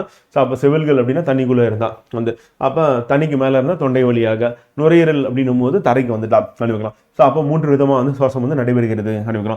அதற்கடுத்து இதயமானது வந்து 2 ஆரிக்கல்கள், 1 வென்ட்ரிக்கல்கள். அப்போ 2+1 அப்படின்னு பார்க்கும்போது மொத்தம் 3 அறைகளை கொண்டது அப்படின்னு. அப்போ 2 ஆரிக்கல்கள் இருக்கு, 1 வென்ட்ரிக்கல்கள் இருக்கு. அதே மாதிரி மொத்தம் 3 அறைகளை கொண்டது. மீன்கள் வந்து 2 அறைகளை கொண்டதா இருக்கு. இங்கே வந்து பார்த்தீங்கன்னா 3 அறைகள். அப்போ வென்ட்ரிக்கல் கீழே ஒன்னே தான் இருக்கு, 2 ஆரிக்கல் மேலே இருக்கு அப்படின்னு. முட்டைகளை நீரில் போட்டுரும் வந்து. ஸோ அப்போ அந்த இனப்பெருக்கம் அப்படின்னா நீரில் முட்டைகள் வந்து வளர் உருமாற்றத்தில் தலைப்பிரட்டை வடிவம் அப்படின்றது அடுத்த நிலையை வந்து அடையுது அப்படின்னு. அப்போ தலைப்பிரட்டை அப்படின்ற இனம் லார்வா முதிர் உயிரியாக இது வந்து மாறுது அப்படின்னு. லார்வால இருந்து முதிர் உயிரினா தலைப்பிரட்டை. அதுக்கப்புறம் வந்து பார்த்தீங்கன்னா தவளையா வந்து மாறுறது இருக்கு. அப்போ தவளை தரை வந்து பெஸ்ட் எக்ஸாம்பிள் அப்படின்னு பார்க்கும்போது இருவாழ்விகளுக்கான எடுத்துக்காட்டா இருக்கு அப்படின்னு. அடுத்து 3வது வகுப்பு வந்து தாடை உள்ளதுல வந்து ஊர்வன அப்படின்னு. இது நிலத்தில் வாழ்வதற்கு தேவையான முழுமையான தகவமைப்பு வச்சிருக்கு. அப்போ முதல் முழுமையான தகவமைப்பு, அது நிலத்துல முழுமையான தகவமைப்பு பெற்ற முதல் முதுகெலும்பு வகுப்பா இது வந்து இருக்கு அப்படின்னு. தோலின் மேற்புறத்தில் எப்படி இருக்குன்னா சொரசொரப்பான முட்கள் செதில் போன்று காணப்படுகிறது அப்படின்னு. இவற்றில் சுவாசம் வந்து எப்படி நடைபெறும், நுரையீரல் மூலம் நடைபெறுகிறது. இதயத்தில் எத்தனை அறைகள் இருக்குன்னா 3 அறைகள் இருக்கு அப்படின்னு. ஆனால் முதலில் மட்டும் 4 அறைகள் மட்டும் காணப்படுகிறது. அப்ப நமக்கு ஊர்வன அப்படின்னு எடுத்துக்கிட்டா 3 அறைகள், இருவாழ்விகளான 3 அறைகள், மீன்கள்னா 2 அறைகள் வந்து. ஆனால் முதலை மட்டும் எத்தனை அறை இருக்குன்னா 4 அறைகளை கொண்டது அப்படின்னு. இப்போ ஊர்வனா தடித்த தோல் போன்ற ஓடுடைய முட்டைகளை இடுகின்றன அப்படின்னு. அப்போ தடித்த தோல் போன்ற ஓடுடைய முட்டைகளை வந்து இடக்கூடியது முதலை அப்படின்னு பார்க்குறோம். எடுத்துக்காட்டு வந்து பார்த்தீங்கன்னா இது முட்டையில் இடக்கூடியது ஊர்வனை எல்லாமே. எடுத்துக்காட்டு வந்து ஓணான், பல்லி, பாம்பு, ஆமை அப்படின்னு. இது எல்லாமே என்ன ஆகுது அப்படின்னா வந்து நமக்கு இந்த எடுத்துக்காட்டில் வந்து சேருது அப்படின்னு. ஸோ இதில் வந்து நமக்கு இந்த ஓணான், பல்லி, பாம்பு, ஆமை அப்படின்றது வந்து பார்த்தீங்கன்னா நம்ம ஊர்வனை அப்படின்ற கேட்டகரியில் நமக்கு வந்துடுது அப்படின்னு. ஸோ அதற்கு அடுத்து வந்து பார்த்தீங்கன்னா ஆமையும் முட்டை தான் போடும். அந்த குழி தோண்டி மண்ணில் வந்து முட்டையை போடும் நினைக்கிறோம். அடுத்து பரப்பனை அப்படின்னு பார்க்கும்போது வகுப்பு நம்ம வந்து ஃபர்ஸ்ட் பார்த்தது வந்து மீன்கள், அடுத்து வந்து பார்த்தீங்கன்னா நம்ம இருவாழ்விகள், அடுத்து வந்து ஊர்வன 3வது, 4வது வந்து பரப்பனை. பரப்பனை வந்து முதுகெலும்பில் பறவைகளை முதலில் தோன்றிய வெப்பரத்த பிராணிகள். அப்போ இதுவரையும் நம்ம பார்த்த மீன்கள், அடுத்து இருவாழ்விகள், அதுக்கடுத்து ஊர்வன, இது 3மே என்னன்னா குளிர் ரத்த பிராணிகள் அப்படிங்கிறோம். அப்போ வெப்பரத்த பிராணிகள் அப்படின்னும் போது டெம்பரேச்சர் கான்ஸ்டன்டா வந்து இருக்கிறது அப்படின்றது யாருன்னா பரப்பனை அப்படிங்கிறோம். ஸோ நீங்கள் அந்த கோழி குஞ்சு இல்லைன்னா பறவைகள் வந்து கையில் தொட்டு பார்த்தீங்கன்னா அது ஹாட்டாக இருக்கும் டெம்பரேச்சர், பாடி டெம்பரேச்சர் நீங்கள் வந்து ஃபீல் பண்ணுவீங்க. ஸோ அப்போ அது என்ன ஆகுதுன்னா வெப்பரத்த பிராணிகளாக வந்து இருக்கு அப்படிங்கிறோம். ஸோ அது வந்து ஹோமியோதெர்மிக் அப்படின்னு நம்ம சொல்லுவாங்க. ஸோ பறப்பதற்கேற்ற சிறப்பான தகவமைப்பு இருக்கிறது அப்படிங்கிறோம். என்ன தகவமைப்பு அப்படின்னா கதிர் போன்ற வடிவம், அதை படகு போன்ற வடிவம்னா மீன், கதிர் போன்ற வடிவம்னா பறவைகள் அப்படிங்கிறோம். உடலானது எப்படி இருக்குன்னா தலை, கழுத்து, அதுக்கப்புறம் உடல், அதற்கு அடுத்து வால் என 4 பகுதிகளை கொண்டது. இருவாழ்விகள் என்ன சொல்லுவோம், தலை உடல் சொல்லி 2 தான். மீன் என்ன சொல்லுவோம், 3 சொல்லுவோம், தலை உடல் வால் அப்படின்னு சொல்லிட்டு. ஆனால் பறவை எடுத்துட்டா தலை இருக்கும், கழுத்து இருக்கும், உடல் இருக்கும், வால் அப்படின்னு 4 பகுதிகளை கொண்டது. உடலானது இறகுகளால் மூடப்பட்டிருக்கு அப்படிங்கிறோம். செதில்களால் மூடப்பட்டது வந்து மீன் வந்து. ஸோ சொரசொரப்பானது அப்படின்றது வந்து பார்த்தீங்கன்னா ஊர்வன. அதே வளவளப்பான அது அப்படின்னா இருவாழ்விகள் அப்படின்னு பார்க்குறோம். அங்கே செதில் கிடையாது ரெண்டுத்துக்கும். வந்து முன்னங்கால்கள் வந்து ரக்கையா மாறிடுச்சு. அப்போ பறவைக்கு எது வந்து இறக்கைகளாக மாறி இருக்குன்னா முன்னங்கால்கள் தான் அப்படிங்கிறோம். அப்போ பின்னங்கால்கள் நடப்பதற்கும் ஓடுவதற்கும் நமக்கு நீந்துவதற்கும் ஏற்ப தகவமைப்பு பெற்றுள்ளன. அந்த பறவைகள் வந்து நீந்தவும் செய்யும், அது பின்னங்கால்கள் இப்போ வாத்து எடுத்துட்டீங்கன்னா என்ன பண்ணும், அது பின்னங்கால்கள் இருக்குல்ல, அதை வச்சு தான் அது நீந்தவும் செய்யும், நடக்கவும் செய்யும், ஓடவும் செய்யும். அதே வாத்து வந்து பறப்பதற்கு அதனுடைய முன்னங்கால்கள் வந்து இறக்கைகளாக மாறி இருக்கு அப்படிங்கிறது. காற்றறைகளை கொண்ட நுரையீரல் மூலம் வந்து சுவாசம் நடைபெறுகிறது. இப்போ நுரையீரல் இருக்கு, அங்கே காற்றறைகள் இருக்கு அப்படிங்கிற அதன் மூலியமா சுவாசத்தில் நடக்குது. எலும்புகள் வந்து மென்மையானவை. அது எப்படின்னா அந்த எலும்புகளுக்குள்ள காற்று வந்து இருக்கும். அப்ப காற்றறைகள் வந்து எலும்பில் காணப்படுகிறது. அதான் நியூமாட்டிக் போன்ஸ் அப்படின்னு நம்ம சொல்லுவோம். அதனால எடை குறைவாக இருக்கு. இப்போ நீங்க வந்து சிக்கன் அப்படின்னும் போது அதனுடைய எலும்பு வந்து நீங்க உணவு உட்கொள்ளும் போது சிக்கனை சாப்பிட்டீங்க அப்படின்னா அந்த எலும்பு வந்து நீங்க கடிச்சு சாப்பிடலாம். கடிச்சு சாப்பிடும், கடிக்கவும் நொறுங்கும் வந்து. அதே மட்டன் வந்து நொறுங்காது, ஏன்னா அங்கே வந்து காற்றறைகள் கிடையாது. அப்போ லைட் வெயிட்டா போன்ஸ் எது இருக்குன்னா சிக்கன் போன்ஸ் அப்படிங்கிறோம். அந்த முட்டைகளில் அதிக அளவு கருவுணவு காணப்படும் அப்படிங்கிறோம். அப்போ முட்டைகள்ல அதிக அளவு கருவுணவு எங்கே இருக்குன்னா பறவைகளுக்கு இருக்கு அப்படிங்கிறோம். முட்டைகள் கடினமான கால்சியம் மிகுந்த ஊடுடவை அப்படிங்கிறோம். ஊர்வனுடைய முட்டையும் வந்து கடினமானதா இருக்கு. இதுவும் முட்டைகள் வந்து கடினமானதா இருக்கு. எடுத்துக்காட்டு கிளி, காகம், கழுகு, புறா, நெருப்பு கோழி அப்படின்றதுலாம் பறவைகளுக்கு எடுத்துக்காட்டா இருக்கு. தமிழ்நாட்டின் மாநில பறவை வந்து மரகத புறான்னு சொல்லுவோம். இது வந்து தால்கோப்பஸ் இண்டிகா அப்படின்றது அதனுடைய இருசொற் பேரா வந்து இருக்கு அப்படின்னு வந்து. அடுத்து வகுப்பு வந்து 5வது வகுப்பு தாடையுள்ள அப்படின்னு பார்க்குறோம். ஸோ தாடையற்ற அப்படின்றது சேர்த்தோம்னா 6வது வகுப்பா நம்ம சொல்லுவோம். ஸோ அது வந்து பாலூட்டிகள் அப்படின்னு. பாலூட்டிகள் வந்து வெப்பரத்த பிராணிகள், பறவைகள் மாதிரி அப்படின்னு. இவற்றின் உடல் வந்து ரோமங்களால் பொருத்தப்பட்டுள்ளது அப்படின்னு.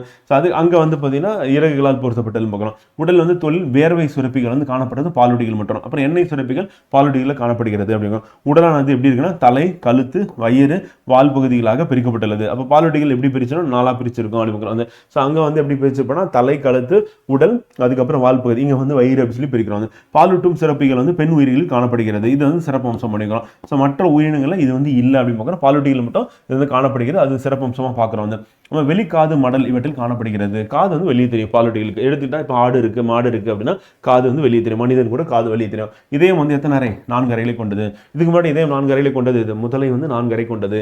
மற்ற ஊர்வன அதே மாதிரி இருவாழ்விகள் இது வந்து 3 அறைகளை கொண்டது அப்படின்னு பார்த்தோம்.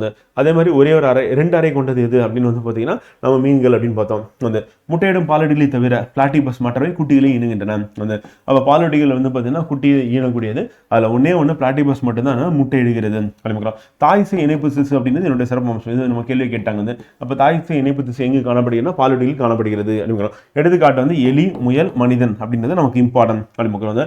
ஸோ அதுக்கடுத்து பீர்பால் சகானி ஒன்லைனர் ஒரு வரி வினாக்கள் பார்த்துரும். பீர்பால் சகானின் தொல் தாவரவியல் நிறுவனம் 1946 லக்னோவில் அமைக்கப்பட்டது அப்படின்னு. அப்போ தொல் தாவர நிறுவனத்தை நிறுவியவர் யாருன்னா பீர்பால் சகானி அப்படின்னு. ஸோ அது நமக்கு இம்பார்ட்டன்ட் அப்படின்னு கேட்டுருவாங்க, கேட்கறதுக்கு வாய்ப்பு இருக்குது.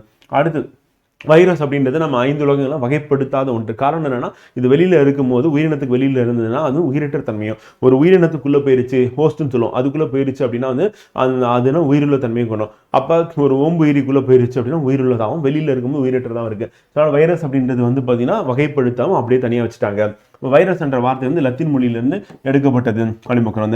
ஸோ அதன் பொருள் வந்து என்னன்னா நஞ்சு அடிமக்கிறோம். ஸோ வைரஸ் மிகச்சிறிய எளிமையான நுண்ணுயிரியா வந்து இருக்கு அடிமக்கிறோம். ஸோ வைரஸ்களை குறித்த அறிவியல் வந்து வைராலஜி அப்படின்னு சொல்லுவாங்க. வைரஸ்கள் உயிரிழவை மற்றும் உயிரற்ற பண்புகளை கொண்டுள்ளது. அப்போ உயிரிழந்து உயிரற்றது. உயிரிழது எங்கன்னா ஒரு உயிரினத்துக்குள்ள போயிடுச்சுன்னா, உயிரற்றதுன்னா வெளியில இருந்தா அப்படின்னு. இப்போ ஹெப்பாடைட்டிஸ் பி அப்படின்றது வந்து கல்லீரலை தாக்கும் ஒரு வைரஸ் தொற்று ஆகும் அப்படின்னு.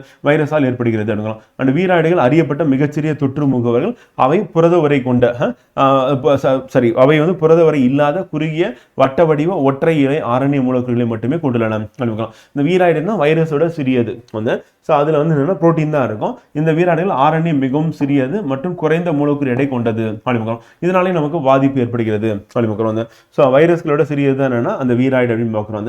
இதுவும் வந்து தொற்று முகவர்கள் அப்படின்னு சொல்லி நோய் ஏற்படுத்தக்கூடியது அப்படின்னு ஞாபகம் வச்சுட்டோம்னா போதும் அப்படின்னு பார்க்குறோம். வைரஸ்களோட சிறியது அப்படின்னு பார்க்குறோம். ஸோ மிகச்சிறியதாக இருக்கு அப்படிங்க. ஸோ இப்போ வைரஸ்கள் அப்படின்னு பார்க்கும்போது அதனுடைய மூலக்கூறு வந்து பார்த்தீங்கன்னா டிஎன்ஏ அல்லது ஆர்என்ஏவால் ஆனது. இப்போ புகையிலை மொசைக் வைரஸ் எதனால் ஆனது அப்படின்னா அதனுடைய மூலக்கூறு வந்து பார்த்தீங்கன்னா ஆர்என்ஏவால் ஆனது அப்படிங்கிறது. அது அடினோ வைரஸ் அப்படின்னு பார்க்கும்போது டிஎன்ஏவால் ஆனது வந்து. அண்ட் இன்ஃப்ளூயன்சா வைரஸ் அப்படின்றது ஆர்என்ஏவால் ஆனது அப்படிங்கிறது. ஸோ அதுக்கு அடுத்து நமக்கு பாக்டீரியா பேஜ் அப்படின்னா பாக்டீரியா தாக்கக்கூடிய வைரஸ் வந்து பார்த்தீங்கன்னா டிஎன்ஏவால் ஆனது அப்படிங்கிறோம். ஸோ அது நமக்கு important exam point of view அப்படிங்கிறோம். ஸோ அதுக்கு அடுத்து வைராலஜியின் மயிர்கற்கள் அப்படின்னு பார்க்கும்போது 1796 எட்வர்ட் ஜெனர் வந்து பெரியம்மைக்கான தடுப்பூசியை கண்டுபிடிச்சாரு. ஸோ பெரியம்மை அப்படின்றது வந்து வைரஸால் தடுப்பூசி கண்டுபிடிக்கிறாரு. அது வந்து ஆன்டிபாடிஸ் எடுத்து தான் போடுறாங்க.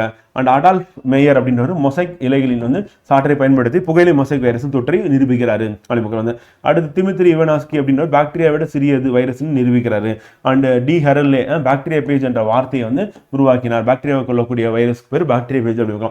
அண்ட் மாண்டக்னியர், ராபர்ட் கேலோ 2 பேர் என்ன பண்ணுறாங்க அப்படின்னா ஹெச்ஐவி தாக்குதலுக்கு காரணமான ரெட்ரோ வைரஸை கண்டுபிடிக்கிறாங்க அப்படிங்கிற வந்து. ஸோ அப்போ ரெட்ரோ அப்படின்ற வைரஸ் தான் வந்து பார்த்தீங்கன்னா ஹெச்ஐவி நோயை நமக்கு ஏற்படுத்துறது அப்படிங்கிறோம். ஸோ அதை கண்டுபிடிச்சு சொல்கிறது யாருன்னா நமக்கு மாண்டக்னியர் அண்ட் ராபர்ட் கேலோ அப்படிங்கிற வந்து. ஸோ அது நமக்கு எக்ஸாம் பாயிண்ட் ஆஃப் வியூவில் இம்பார்ட்டன்ட் அப்படிங்கிற வந்து. ஸோ அது நமக்கு தெரிஞ்சிடும். WM ஸ்டான்லி அப்படின்றவர் வந்து பார்த்தீங்கன்னா அமெரிக்க விஞ்ஞானி புகையிலை சாட்டிலிருந்து வைரஸ்களை படிக்கப்படுத்துறாரு அப்படிங்கிற வந்து WM ஸ்டான்லி வந்து. ஸோ அதே மாதிரி இவர் வந்து யாரோட சேர்ந்து JH நாத் பிரபோட இணைந்து நோபல் பரிசும் வாங்குறாரு அப்படிங்கிற வந்து வைரஸ்களை படிக்கப்படுத்தி காமிச்சதுக்காக அப்படிங்கிற. ஸோ அது நமக்கு எக்ஸாம் பாயிண்ட் ஆஃப் வியூவில் இம்பார்ட்டன்ட் அப்படிங்கிற ஃப்ரெண்டு. அதுக்கடுத்து அந்த இப்போ எக்ஸாம்பிள் வந்து சந்தன மரம் அப்படின்றது எதுக்குன்னா நம்ம கலைப்பொருட்கள் அண்ட் மரச்சாமான்கள் செய்கிறது காரணமாக இருக்குது. ஃபைன் அப்படின்றது ரயில் படுக்கைகள் அப்புறம் படகுகள் செய்கிறது ஃபைன் மரத்தில் தான் பண்ணுறாங்க. மாட்டு வண்டி பாகங்கள் வந்து எதுலன்னா கருவேல மரத்தில் பண்ணுவாங்க. மல்பெரி அப்படின்றது டென்னிஸ் அந்த ஹாக்கி மட்டைகள் இருக்கிற பேட்டு அது மல்பெரி ட்ரீல தான் பண்ணுறாங்க அப்படின்னு வந்து. ஸோ அதுக்கடுத்து இலவம் மரம் இருக்குல்ல அந்த இலவம் பஞ்சு அதில் வந்து தீப்பெட்டி, தீக்குச்சி, சிறு பொம்மைகள், பஞ்சு மெத்தை, தலையணை பண்ணுறாங்க. ஸோ அதே மாதிரி பலா மரத்தில் வந்து கட்டுமானம் மற்றும் பழங்களுக்காக பயன்படுத்தப்படுகிறது. அண்ட் யூக்கலிப்டஸ் வந்து தைலம், காகிதம் தயாரிக்க பயன்படுகிறது. அதுக்கடுத்து அப்படின்னு விவசாய கருவிகள், கட்டுமானங்கள், மரப்பெட்டிகள், பழங்கள் அப்படின்னு தயாரிக்க காரணமாக இருக்குது அப்படின்னு. இதுக்கப்புறம் பார்க்கலாம் ஒன்லைனர் தான் ஃப்ரெண்ட். நீலத்திமிங்கலம் என்பது வாழும் உயிரினங்களில் மிகப்பெரியது அப்படின்னு. மிகப்பெரியனா எந்த அளவுக்கு பெருசுனா இது வந்து யானை 22 யானைக்கு வந்து சமம், அதனுடைய எடைக்கு சமம். வந்து அதனுடைய இதயம் வந்து பார்த்தீங்கன்னா ஒரு சிறிய கார் இருக்குல்ல அந்த சைஸுக்கு அவ்வளோ பெருசு அதனுடைய இதயம் வந்து கடலில் தான் இருக்குது. விண்வெளிக்கு அனுப்பப்பட்ட முதல் விலங்கு வந்து எதுனா நாய் வந்து விண்வெளிக்கு அனுப்புறாங்க. அனுப்பின நாடு எது அப்படின்னா வந்து சோவியத் ரஷ்யா. நாயோட பேர் என்னன்னா லைக்கா அணிமுகம் வந்து. அடுத்து பசுவிற்கான வேர்வை சுரிப்புகள் வந்து எங்கே இருக்குன்னா அதனுடைய மூக்கில் இருக்கு அணிமுகம். அதாவது அதில் வந்து இந்த வேர்வை சுரிப்பு நீர் ஒழுகுது அணிமுகம். அந்த தரையில் முதுகுப்படும்படி உறங்கும் ஒரே விலங்கு எதுனா மனிதன் வந்து. மற்ற எந்த விலங்குனமும் முதுகு தரையில் படுக்கிற மாதிரி நேரப்பட்டு தூங்காது வந்து. அதாவது வந்து எல்லா விலங்குகளும் குப்புறப்பட்டு தூங்குறது அப்படின்ற மாதிரி தான் இருக்கும். ஆனால் வந்து முதுகு வந்து தரையில் படுக்கிற மாதிரி தூங்கக்கூடிய ஒரே விலங்கு எதுனா விலங்கினத்தில் வரக்கூடியதுன்னா மனிதன் அப்படிங்கிறோம். யானையின் நாசி மேலுதட்டின் மாறுபட்ட வடிவமே துதிக்கை அப்படிங்கிறோம். அப்போ யானையோட மூக்கும் மேலுதடு ரெண்டும் ஒன்றா சேர்ந்து தான் என்னவா இருக்குது அப்படின்னா அதனுடைய துதிக்கையாக இருக்குது. யானையின் வெட்டுப்பற்கள் இருக்குல்ல அதுதான் வந்து தந்தமாக வந்து மாறி இருக்கு. விலங்குக்கு வெட்டுப்பற்கள் சைடில் இருக்கும். அதாவது யானைக்கு வந்து தந்தமாக மாறி இருக்கு. அந்த முன்னால் பின்னால் பக்கவாட்டில் என அனைத்து பக்கங்களும் பறக்க முடிந்த பறவை யாருன்னா தேன்சிட்டு அப்படிங்கிறோம். அப்போ தேன்சிட்டு வந்து முன்னாடி பின்னாடி எல்லா டேரக்ஷன். ஏன்னா தேன்சிட்டு என்ன பண்ணால் தேன் எடுக்கணும் எதுலன்னா மலர்கள் அப்படின்னும் அந்த டேரக்ஷன் வந்து பல எப்படினாலும் இருக்கும், நேராக இருக்கும், சாஞ்சு இருக்கும். அப்போ அதுக்கு தகுந்த மாதிரி முன்னாடி பின்னாடி எல்லா டேரக்ஷன்லையும் பறந்து தேன்சிட்டு தேனை எடுக்கணும் அப்படின்றதுனால பக்கவாட்டில் முன்னால் பின்னால் பறக்கக்கூடியது. மற்ற பறவைகள் எல்லாம் முன்னாடி வேணால் பறக்கலாம், ரிவர்ஸ்லாம் பறக்க முடியாது, பக்கவாட்டில் பறக்க முடியாது. ஆனால் இதெல்லாம் பறக்க முடியும். மரங்குத்தி வந்து தேன்சிட்டு போன்ற பறவைகளுக்கு நடக்க தெரியாது. அப்போ நடக்க தெரியாத பறவை எது அப்படின்னு கேட்டாங்கன்னா மரங்குத்தி தேன்சிட்டு அப்படிமுக்கிற பறக்க முடியும். அடுத்து லேண்ட் ஆக முடியும். லேண்ட் ஆகிட்டு மரத்தை கொத்துறது அதனுடைய வேலை. இது வந்து தேன்லேருந்து அணியை வந்து கலெக்ட் பண்ணுறது, தேனை கலெக்ட் பண்ணுறது அப்படிமுக்கிறோம்.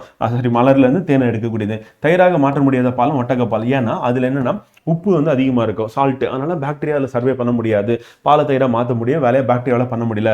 பேசிலஸ் அப்படின்ற பாக்டீரியா தான் வந்து பண்ணும் அப்படிமுக்கிறோம். அடுத்து புற்றுநோய் உட்பட எந்த நோயுமே வராத ஒரே உயிரினம் எதுனா சுறா மீன் அப்படிமுக்கிறோம். நோய் வராத மீன். நாக்கை நீட்ட முடியாத ஒரே உயிரினம் முதலை அப்படிமுக்கிறோம். இதெல்லாம் ஒன்லைனர் தான். அண்ட் பிளாட்டிபஸ் அப்படின்னும் போது வந்து பார்த்தீங்கன்னா அது ஒரு உயிருள்ள புதைப்படிவமாக கருதப்படுகிறது. ஏன்னா அது மூதாதையர்களான போன்ற பழமையான அந்த பண்புகளை கொண்டிருக்கிறது அப்படிமுக்கிறோம். எதுனா பிளாட்டிபஸ் அப்படி. அது வந்து நம்ம முட்டை போட்டு பால் கொடுக்கக்கூடியது, பாலூட்டியாக இருக்கக்கூடியது பிளாட்டிபஸ் அப்படின்னு. ஆக்சின் வந்து பார்த்தீங்கன்னா தாவரங்கள் நுனி ஆதிக்கத்துக்கு காரணமான ஒரு ஹார்மோன் அப்படின்னு. இது நுனி முட்டின் ஆதிக்கத்தை ஊக்குவிக்கும் ஒரு ஹார்மோனா வந்து இருக்கு அப்படின்னு. அடுத்து ஜிப்ரலின் அப்படின்றது என்னன்னா அமிலேஸ் செயல்பாட்டை அதிகரிக்கிறது அப்படின்னு. அந்த ஜிப்ரலின் அமிலேஸின் உற்பத்தியை தூண்டுகிறது. இது ஸ்டார்ச்சை சர்க்கரையாக உடைக்கும் வந்து ஒரு நொதியாகும். இது முளைப்பு மற்றும் வளர்ச்சிக்கு முக்கியமானது. அப்போ ஒரு விதையில வந்து இருக்கக்கூடிய அந்த ஸ்டார்ச் வந்து உடைக்கிறதுக்கு ஜிப்ரலின் அப்படின்றது நமக்கு தேவைப்படுது அப்படின்னு. இந்த ஸ்டார்ச்சை வந்து உடைச்சு சர்க்கரையாக மாற்றி வளர்ச்சி காரணமாக இருக்கு. எத்திலின் வந்து பழம் பழுக்க வைக்க காரணமாக இருக்கக்கூடிய ஒரு ஹார்மோன் அப்படிங்கிறோம். ஸோ அது நமக்கு இம்பார்ட்டன்ட். வந்து சைட்டோகினின் அப்படின்றது உண்மையில் முதுமையை தாமதப்படுத்துகிறது. அப்போ இலைகள் வந்து உதிர்வது அப்படின்னு வாடுறதை வந்து தடுக்கிறது அப்படின்னு பார்க்குறோம். அப்போ சைட்டோகினின் அப்படின்னு தாமதப்படுத்தும் உதிர்வு அப்படின்னு பார்க்குறோம். வெங்காயம் என்பது ஒரு குமிழ் உணவு சேமிப்பிற்காக சதைப்பட்டுள்ள இலைகளால் சூழப்பட்ட ஒரு மாற்றி அமைக்கப்பட்ட தண்டு அப்படிங்கிறோம். அப்போ வெங்காயம் என்னதுன்னா தண்டு தான், ஆனால் இலைகளால் சூழப்பட்ட இலையா வந்து இருக்கு, லேயராக இருக்கு, மாற்றி அமைக்கப்பட்ட தண்டா வந்து வெங்காயம் வந்து இருக்கு. சேப்பக்கிழங்கு அப்படின்றது வந்து தரையடி கிழங்கு அப்படின்னு பார்க்குறோம். இது வந்து அடர்த்தியான செங்குத்து நிலத்தடி தண்டா வந்து இருக்கு. சேப்பக்கிழங்கு நமக்கு தண்டு. மஞ்சள் நிலத்தடி தண்டு அப்படின்னு பார்க்குறோம், வந்து அது வந்து வேறு தண்டு கிழங்கு ஆகும் அப்படின்னு பார்க்குறோம். இது வந்து கிடைமட்டமாக வளரும் அப்படின்னு பார்க்குறோம். மஞ்சள் வந்து கிடைமட்டமாக வளரும். உருளைக்கிழங்கு அப்படின்றது அதுவும் ஒரு தண்டு கிழங்கு தான் அப்படின்னு பார்க்குறோம். இது வந்து வீங்கிய நிலத்தடி தண்டா வந்து இருக்கு அப்படின்னு பார்க்குறோம். குளுக்கோஸ் அப்படின்றது ஒளிச்சேர்க்கையின் இறுதி பொருளாக இருக்கு அப்படின்னு அதை ஸ்டார்ச்குள்ள இருக்கிறது குளுக்கோஸ் தான் அப்படின்னு அந்த சுக்ரோஸ் அப்படின்றது டைசாக்கரைடு அப்படின்னு நம்ம சொல்லுவாங்க. சுக்ரோஸ்னா குளுக்கோஸ்னா ஒற்றை சர்க்கரை, சுக்ரோஸ்னா இரட்டை சர்க்கரை, டைசாக்கரைடு. தாவரங்களில் ஃப்ளோயம் வழியாக கொண்டு செல்லப்படும் சர்க்கரையின் முதன்மை வடிவமாக இது இருக்குன்னா தாவரங்களை ஃப்ளோயம் வழியாக எடுத்துட்டு போகிறது ஃபுட்டா அப்படின்றது டைசாக்கரைடு தான் போகும் அப்படின்னு. ஸ்டார்ச் என்பது வந்து கரையாத பாலிசாக்கரைடு அப்படின்னு பார்க்குறோம். இது தாவரங்களில் குளுக்கோஸின் சேமிப்பு வடிவமாக இருக்கு. அது விலங்குகளில் சேமிப்பு வடிவம் என்ன சொல்லணும், கிளைகோஜன் அப்படின்னு பார்க்குறோம். நம்ம மனிதர்களில் சேமிப்பு வந்து கிளைகோஜன், தாவரங்களில் ஸ்டார்ச் எடுங்க. ஃப்ரக்டோஸ் என்பது மற்றொரு எளிய சர்க்கரையா வந்து இருக்கு. பெரும்பாலும் குளுக்கோஸுடன் பிணைக்கப்பட்ட சுக்ரோஸை உருவாக்குகிறது அப்படிங்கிறோம். அப்போ குளுக்கோஸோட இணைந்து நமக்கு ஃப்ரக்டோஸ் என்ன பண்ணுது, சுக்ரோஸை உருவாகிறது. லாக்டோபாகிலஸ் பல்கரிஸ் அப்படின்றது தயிர் மற்றும் பிற புளித்த உணவுகளை தயாரிக்க பொதுவாக பயன்படுத்தப்படும் ஒரு பாக்டீரியம் ஆகும். அப்போ லாக்டோபேசிலஸ் அப்படின்றது வந்து பார்த்தீங்கன்னா பல்கரிஸ் வந்து நமக்கு தயிரை வந்து பால் தயிரை மாற்றுறது. அண்ட் பேசிலஸ் துரிஞ்சினிசஸ் அப்படின்னு தெரியும் நமக்கு. இது வந்து பாக்டீரியா உடைய ஜீன், இது வந்து பூச்சிக்கொல்லியாக வந்து செயல்படுகிறது அப்படின்னு பார்க்குறோம். தாவரங்களுக்கு நோய் எதிர்ப்பு சக்தியை வந்து பூச்சியிலிருந்து பாதுகாப்பு ஏற்படுத்துது.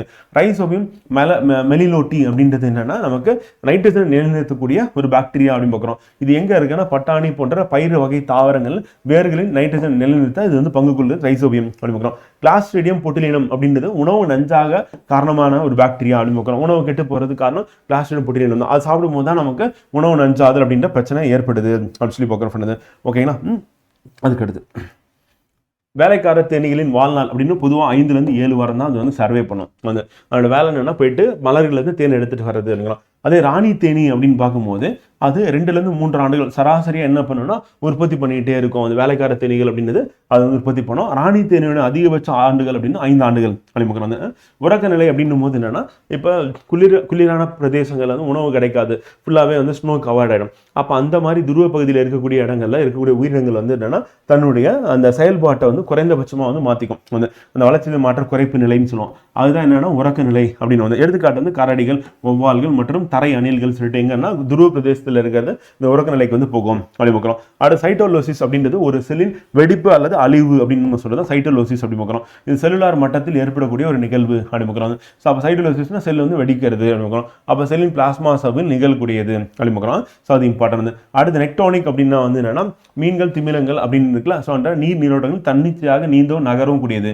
அப்போ நீந்தவும் நகரவும் கூடியது வந்து நெக்டோனிக் அப்படின்னு நம்ம சொல்லுவாங்க. பிளாங்டோனிக் அப்படின்னா தாவர மிதவை நுண்ணுயிர்கள் நம்ம சொல்லுவாங்க. ஸோ அது வந்து மிதந்து செல்கின்றன அப்படி பார்க்குறாங்க. ஸோ அப்போ நுண்ணிய உயிரினங்கள் வந்து என்ன சொல்லணும்னா பிளாங்டோனிக் அப்படின்னு நம்ம சொல்லுவாங்க. அந்த பிளாங்டன்ஸ் பைட்டோ பிளாங்டன்ஸ் அப்படின்னு நம்ம சொன்னோம்னா நம்ம வந்து தாவர மிதவை நுண்ணுயிர்கள், ஜூ பிளாங்டன் அப்படின்னு நம்ம சொல்லுவது விலங்கு மிதவை நுண்ணுயிர்கள். ஆக மொத்தத்தில் மிதந்து போகிறது தண்ணியில் அப்படின்னா அது வந்து பிளாங்டோனிக் அப்படின்னு பார்க்குறோம்.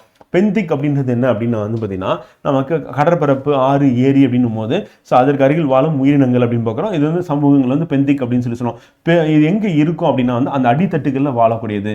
எங்கே இருக்குன்னா கடற்பரப்பு, ஆறு, ஏரி அப்படின்னு சொல்லிட்டு அந்த பெந்திக் அப்படின்னா தரையில் அடித்தட்டில் வாழக்கூடியது வந்து பெந்திக் அப்படின்னு சொல்லி சொல்லுவோம். அதாவது பிளாங்டோனிக்னா என்ன, நெக்டோனிக்னா என்ன நம்ம கேட்கறதுக்கான வாய்ப்பு இருக்கு. அப்படி கேட்டாங்கன்னா நம்ம சரியாக விடையளிக்கணும் அப்படின்னு சொல்லி பார்க்குறோம். ஸோ அது இம்பார்ட்டன்ட் வந்து. அடுத்து செக்கோயா அப்படின்ற மரம் வந்து உயரம் வந்து பார்த்தீங்கன்னா 94.8 மீட்டர் வந்து. ஸோ அப்போ அதிக உயரம் கொண்ட மரமாக இருக்குது. ரெண்டாவது என்ன அப்படின்னா வந்து பார்த்தீங்கன்னா ஃபைனஸ் அப்படின்ற மரம். மூன்றாவது வந்து பார்த்தீங்கன்னா கிரிப்டோமீரியா அப்படின்ற மரம் வந்து 65 மீட்டர் எடுக்கலாம். இது பெரும்பாலும் எங்கே இருக்கும் அப்படின்னா வந்து பார்த்தீங்கன்னா வெப்பமண்டல மலைக்காடுகள் அது காணப்படுகிறது அப்படின்னு. ரால்ஸ்டோனியா அப்படின்றது வந்து என்னன்னா ஒரு பாக்டீரியம் வந்து. ஸோ இது வந்து என்ன பண்ணுன்னா நமக்கு எது காரணமாக இருக்கணும், மக்கும் பிளாஸ்டிக், அதாவது நமக்கு வந்து உயிர் சிதைவு அடையக்கூடிய பிளாஸ்டிக் அப்படின்னு தயாரிக்க பயன்படுது ரால்ஸ்டோனியா அப்படின்ற பிளாஸ்டிக் வந்து ரால்ஸ்டோனியா அப்படின்ற பாக்டீரியம் வந்து மகக்கூடிய பிளாஸ்டிக் வந்து உருவாக்க காரணமாக இருக்கு. அடுத்து தெர்மோபிளாஸ்மா அப்படின்றது செல்சுவர் இல்லாத அதிக வெப்பநிலை அப்படின்றதால அதே மாதிரி அமில சூழல்களில் வளரக்கூடிய ஒரு ஆர்கியாவின் இனம் அப்படின்னு பாக்டீரியா அப்படிங்கிறோம். ஸோ அப்போ பாக்டீரியா தான். ஸோ இது வந்து பார்த்தீங்கன்னா தெர்மோபிளாஸ்மா அப்படின்னு அழைக்கக்கூடியது. அதிக வெப்பநிலை, இப்போ எக்ஸாம்பிள் வந்து லாவா இருக்கு, மேக்மா இருக்கு அப்படின்னா அந்த நிலையிலையும் வளரக்கூடியதாக வந்து இருக்கு அப்படிங்கிறோம். அடுத்து மெத்தனோ பாக்டீரியம் அப்படின்னா மீத்தேன் உற்பத்தி காரணமாக இருக்கு. இப்போ நம்ம தாவர கழிவு, விலங்கு கழிவுலாம் போட்டு ஒரு டேங்க்ல வச்சு அதுல இருந்து நம்ம வந்து கோபர் கேஸ் அப்படின்னு உற்பத்தி பண்ணலாம். அங்கே மெத்தனோ பாக்டீரியம் பயன்படுகிறது. ஹாலோ பாக்டீரியம் அப்படின்னா ஆர்கியாவின் இனமாக இது வந்து காணப்படுகிறது அப்படிங்கிறோம். இதுவும் பாக்டீரியா தான் அப்படிங்கிறோம். ஸோ அது நம்ம தெரிஞ்சுக்கணும். அடுத்து தாவரங்கள் வந்து தனிமங்கள் பற்றாக்குறை நோய்கள் அப்படின்னு பார்க்கணும். அப்போ தாவரங்களில் எந்த தனிமம் இல்லைன்னா அதனால நமக்கு நோயா வந்து மாறுது. இப்போ சிட்ரஸ் தாவரத்தில் வந்து எக்ஸாந்திமா அப்படின்றது வந்து நோய் வந்து ஏற்படுது. ஸோ இந்த நோய்க்கு காரணம் என்னன்னா தாமிரம் இல்லாதனால, காப்பர் இல்லாதனால. அதே மாதிரி கொக்கி போன்ற இலை நுனி வந்து ஏற்படுது. இலையோட நுனி அப்படின்னா அது வந்து கால்சியம் பற்றாக்குறையினால. சிற்றிலை நோய் ஏற்பட்டுச்சுன்னா அது துத்தநாகத்தினால. இலை விளிம்பு சுருள்தல் அப்படின்னு சுருண்டுருச்சுன்னா அது பொட்டாசியத்தினால அப்படின்னு பார்க்கலாம். இதெல்லாம் வந்து தாவரங்களில் வந்து ஏற்படக்கூடிய நோய்கள். அந்த நோய்களுக்கு எந்த தனிம பற்றாக்குறையினால ஏற்படுகிறது அப்படின்றது நமக்கு இம்பார்ட்டன்ட். அதே மாதிரி நம்ம உடலையிலும் நம்ம மனிதர்களுக்கு வந்து பார்த்தீங்கன்னா எந்த ஊட்டச்சத்து குறைபாடுனாலும் நோய் ஏற்படுது பார்க்கலாம். ஸோ அதே மாதிரி தாவரத்துக்கும் அப்படி பார்க்கலாம். ஊர்வன குளிர் ரத்தம் கொண்டவை அப்படி பார்க்கலாம். அது வந்து எக்டோதெர்மிக் அப்படின்னு சொல்லுவாங்க. அதாவது அவற்றின் சொந்த உடல் வெப்பநிலையை உட்புறமாக ஒழுங்குபடுத்த முடியாது. இப்போ நம்ம வந்து வெளிப்புற வெப்பநிலை எப்படி இருந்தாலும் சரி, உள்ள வந்து இந்த டெம்பரேச்சர் மெயின்டைன் பண்ணுறது தான் வந்து நம்ம கட்டுப்படுத்த முடியுது அப்படின்னு ஹைப்போதலாமஸ்ல அந்த கட்டுப்பாடு இருக்கு. அப்போ வெப்ப ரத்த பிராணிகள் அப்படின்னு நம்ம சொல்லும் பொழுது வந்து நம்ம என்ன சொல்றோம்னா பறவையும் மனிதன் வந்து சொல்றோம். மற்றது எல்லாமே குளிர் ரத்த பிராணிகளா இருக்கு. மீன்கள், இருவாழ்விகள், ஊர்வன அப்படின்னு வெப்ப ரத்த விலங்கு அப்படின்னா இது வெப்பமண்டல உயிரினங்களின் சிறப்பியல்பா வந்து இருக்கு. பறவைக்கும் இருக்கு, மனிதனுக்கு இருக்கு அப்படின்னு பெரும்பாலான நிலப்பரப்பு ஊர்வன நைட்ரஜன் கழிவுகளை யூரிக் அமிலமாக வெளியேற்றுகின்றன. அந்த ஊர்வன வந்து என்ன பண்ணா அதனுடைய கழிவுகளை எப்படி வெளியேற்றுது அப்படின்னா வந்து யூரிக் அமிலமாக தான் வெளியேற்றுது. மீசோநெஃப்ரிக் சிறுநீரகம் வந்து வயது வந்த மீன் மற்றும் நிலநீர் வாழ்வின் சிறப்பியல்பா இருக்கு. அப்ப மீசோநெஃப்ரிக் அப்படின்ற சிறுநீரகம் வந்து யாருக்கு இருக்கு அப்படின்னா வந்து மீன்கள் இருக்கக்கூடியதா இருக்கு அப்படின்னு.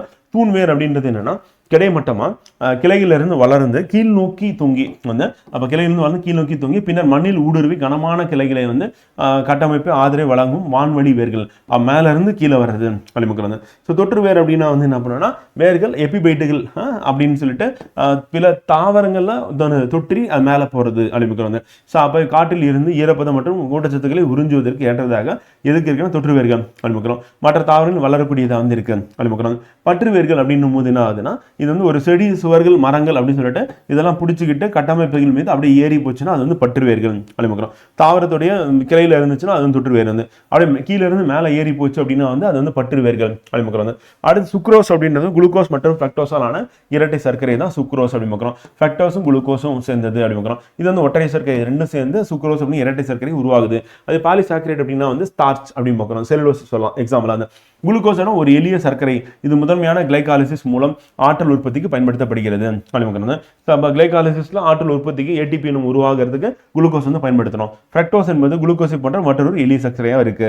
ரெண்டும் ஒன்னா சேர்ந்து தான் நமக்கு வந்து சுக்ரோஸ் அப்படின்னு உருவாகுது அப்படின்னு. அடுத்து ஜூஃபிலி அப்படின்னா விலங்குகள் ஜூஃபிலி அப்படின்னா இந்த ஜூஃபில்லி அப்படின்னு நம்ம சொல்லுவாங்க. ஸோ அது என்ன அர்த்தம் அப்படின்னா வந்து பார்த்தீங்கன்னா நமக்கு விலங்குகளால் மகரந்த சேர்க்கை வந்து நடருது. ஹைட்ரோஃபில்லி அப்படின்னா நீர் மூலியமா, ஹைட்ரோனா வாட்டர், அந்த நீர் மூலமா மகரந்த சேர்க்கை தாவரங்கள் நடைபெற்றது. எண்டோமோஃபில்லி அப்படின்னா பூச்சிகள் மூலியமா நடக்கிறது. அனிமோஃபில்லி அப்படின்னா வந்து காற்றினால் வந்து பார்த்தீங்கன்னா மகரந்த சேர்க்கை வந்து நடக்குது. அனிமோனா விலங்குன்னு சொல்லிடுவாங்க. ஜூல தான் வந்து ஜூஃபில்லி தான் விலங்கு. அப்போ அனிமோஃபில்லி அப்படின்னா வந்து அனிமோமீட்டர் நம்ம சொல்லுவோம், வந்து காற்று மானின்னு சொல்லுவோம். அதை ஞாபகம் வச்சுக்கோங்க. அப்போ அனிமோஃபில்லி காற்றினால் மகரந்த சேர்க்கை, நீரால் மகரந்த சேர்க்கை செய்யப்படும் மலர்கள் நீர் விரும்பும் மலர்கள் என்றும் கூறப்படுகிறது. எடுத்துக்காட்டு வந்து வாலிஸ்னேரியா அண்ட் ஹைட்ரில்லா அப்படின்றது எல்லாமே வந்து பார்த்தீங்கன்னா நீரால் மகரந்த சேர்க்கை தண்ணி மூலியமா நடக்கும். அதுக்கு பேர் என்ன சொல்லுவோம்? ஹைட்ரோஃபில்லி அப்படின்னு. பூச்சினா எண்டோமோஃபில்லி, அனிமோஃபில்லினா காற்றினால் நடைபெறுது. ஜூஃபில்லி அப்படின்னா விலங்குகள் மூலியமா மகரந்த சேர்க்கை வந்து நடைபெறுகிறது. காற்று மகரந்த சேர்க்கை பூக்களின் பொதுவான உதாரணங்கள் அப்படின்னு பார்க்கும்போது புற்கள், கரும்பு, அப்புறம் மூங்கில், தென்னை, பனை, சோளம் போன்றவை வந்து காற்று மூலியமா மகரந்த சேர்க்கை. அப்போ மகரந்த தாள் வந்து பார்த்தீங்கன்னா நம்ம அந்த சூலகத்தில் போய் அடையிறது அப்படின்றது காற்று மூலியமா பறவை அடையும் அப்படின்னு. ஸோ அதுக்கு அடுத்து பறவைகள் வழி மகரந்த சேர்க்கை அப்படின்னா ஆர்னித்தோஃபில்லி அப்படின்னு நம்ம சொல்லுவோம். அப்போ பறவை மூலியமா நடந்ததுன்னா அது ஆர்னித்தோஃபில்லி, பறவை மூலம் நடக்கக்கூடிய மகரந்த சேர்க்கை பெரு. அப்படி அனிமல் மூலியமா நடந்ததுன்னா ஜூஃபில்லி அப்படின்னு நம்ம சொல்லுவோம்.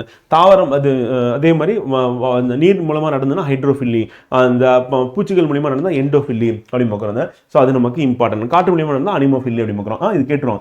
தாவரியல் பெயர்கள் அப்படின்னு பெர்முடா புல்லின் தாவரியல் பெயர் வந்து பார்த்தீங்கன்னா சைனோடான் டாக்டைலான் அப்படின்னு பார்க்குறோம். செட்டாரியா இத்தாலிகா என்பது நரிவால் திணை தாவரத்தின் தாவரியல் பெயரா இருக்கு. வந்து அதே மாதிரி அருண்டே டோனாக்சின் அப்படின்றது வந்து பெரிய நாணல் தாவரத்துடைய இருசொற் பெயரா வந்து இருக்கு. எலுமிச்சை புல்லின் தாவரியல் பெயர் வந்து பார்த்தீங்கன்னா சிம்போ போகான் சிட்ரேட்டஸ் அப்படின்றது அதனுடைய பேரா வந்து இருக்கு. இதெல்லாம் உங்க ஆல்ரெடி கேட்டிருக்காங்க. நம்ம டேபிள்ல இல்லாதது அடிஷனலா இருக்கிறது நம்ம சேர்த்து படிச்சுக்கிட்டோம் அப்படின்னா சரியா இருக்கும் அப்படின்னு சொல்லி பார்க்குறோம். ஓகேங்களா? நம்ம இன்றைய வகுப்பு வந்து பார்த்தீங்கன்னா விலங்குலோகம், அதுக்கப்புறம் இந்த ஒன்லைனர் அப்படின்றத நம்ம இங்கே நிறைவு செய்கிறோம். ஸோ அடுத்த வகுப்புல நம்ம சந்திப்போம். நன்றி, வணக்கம்.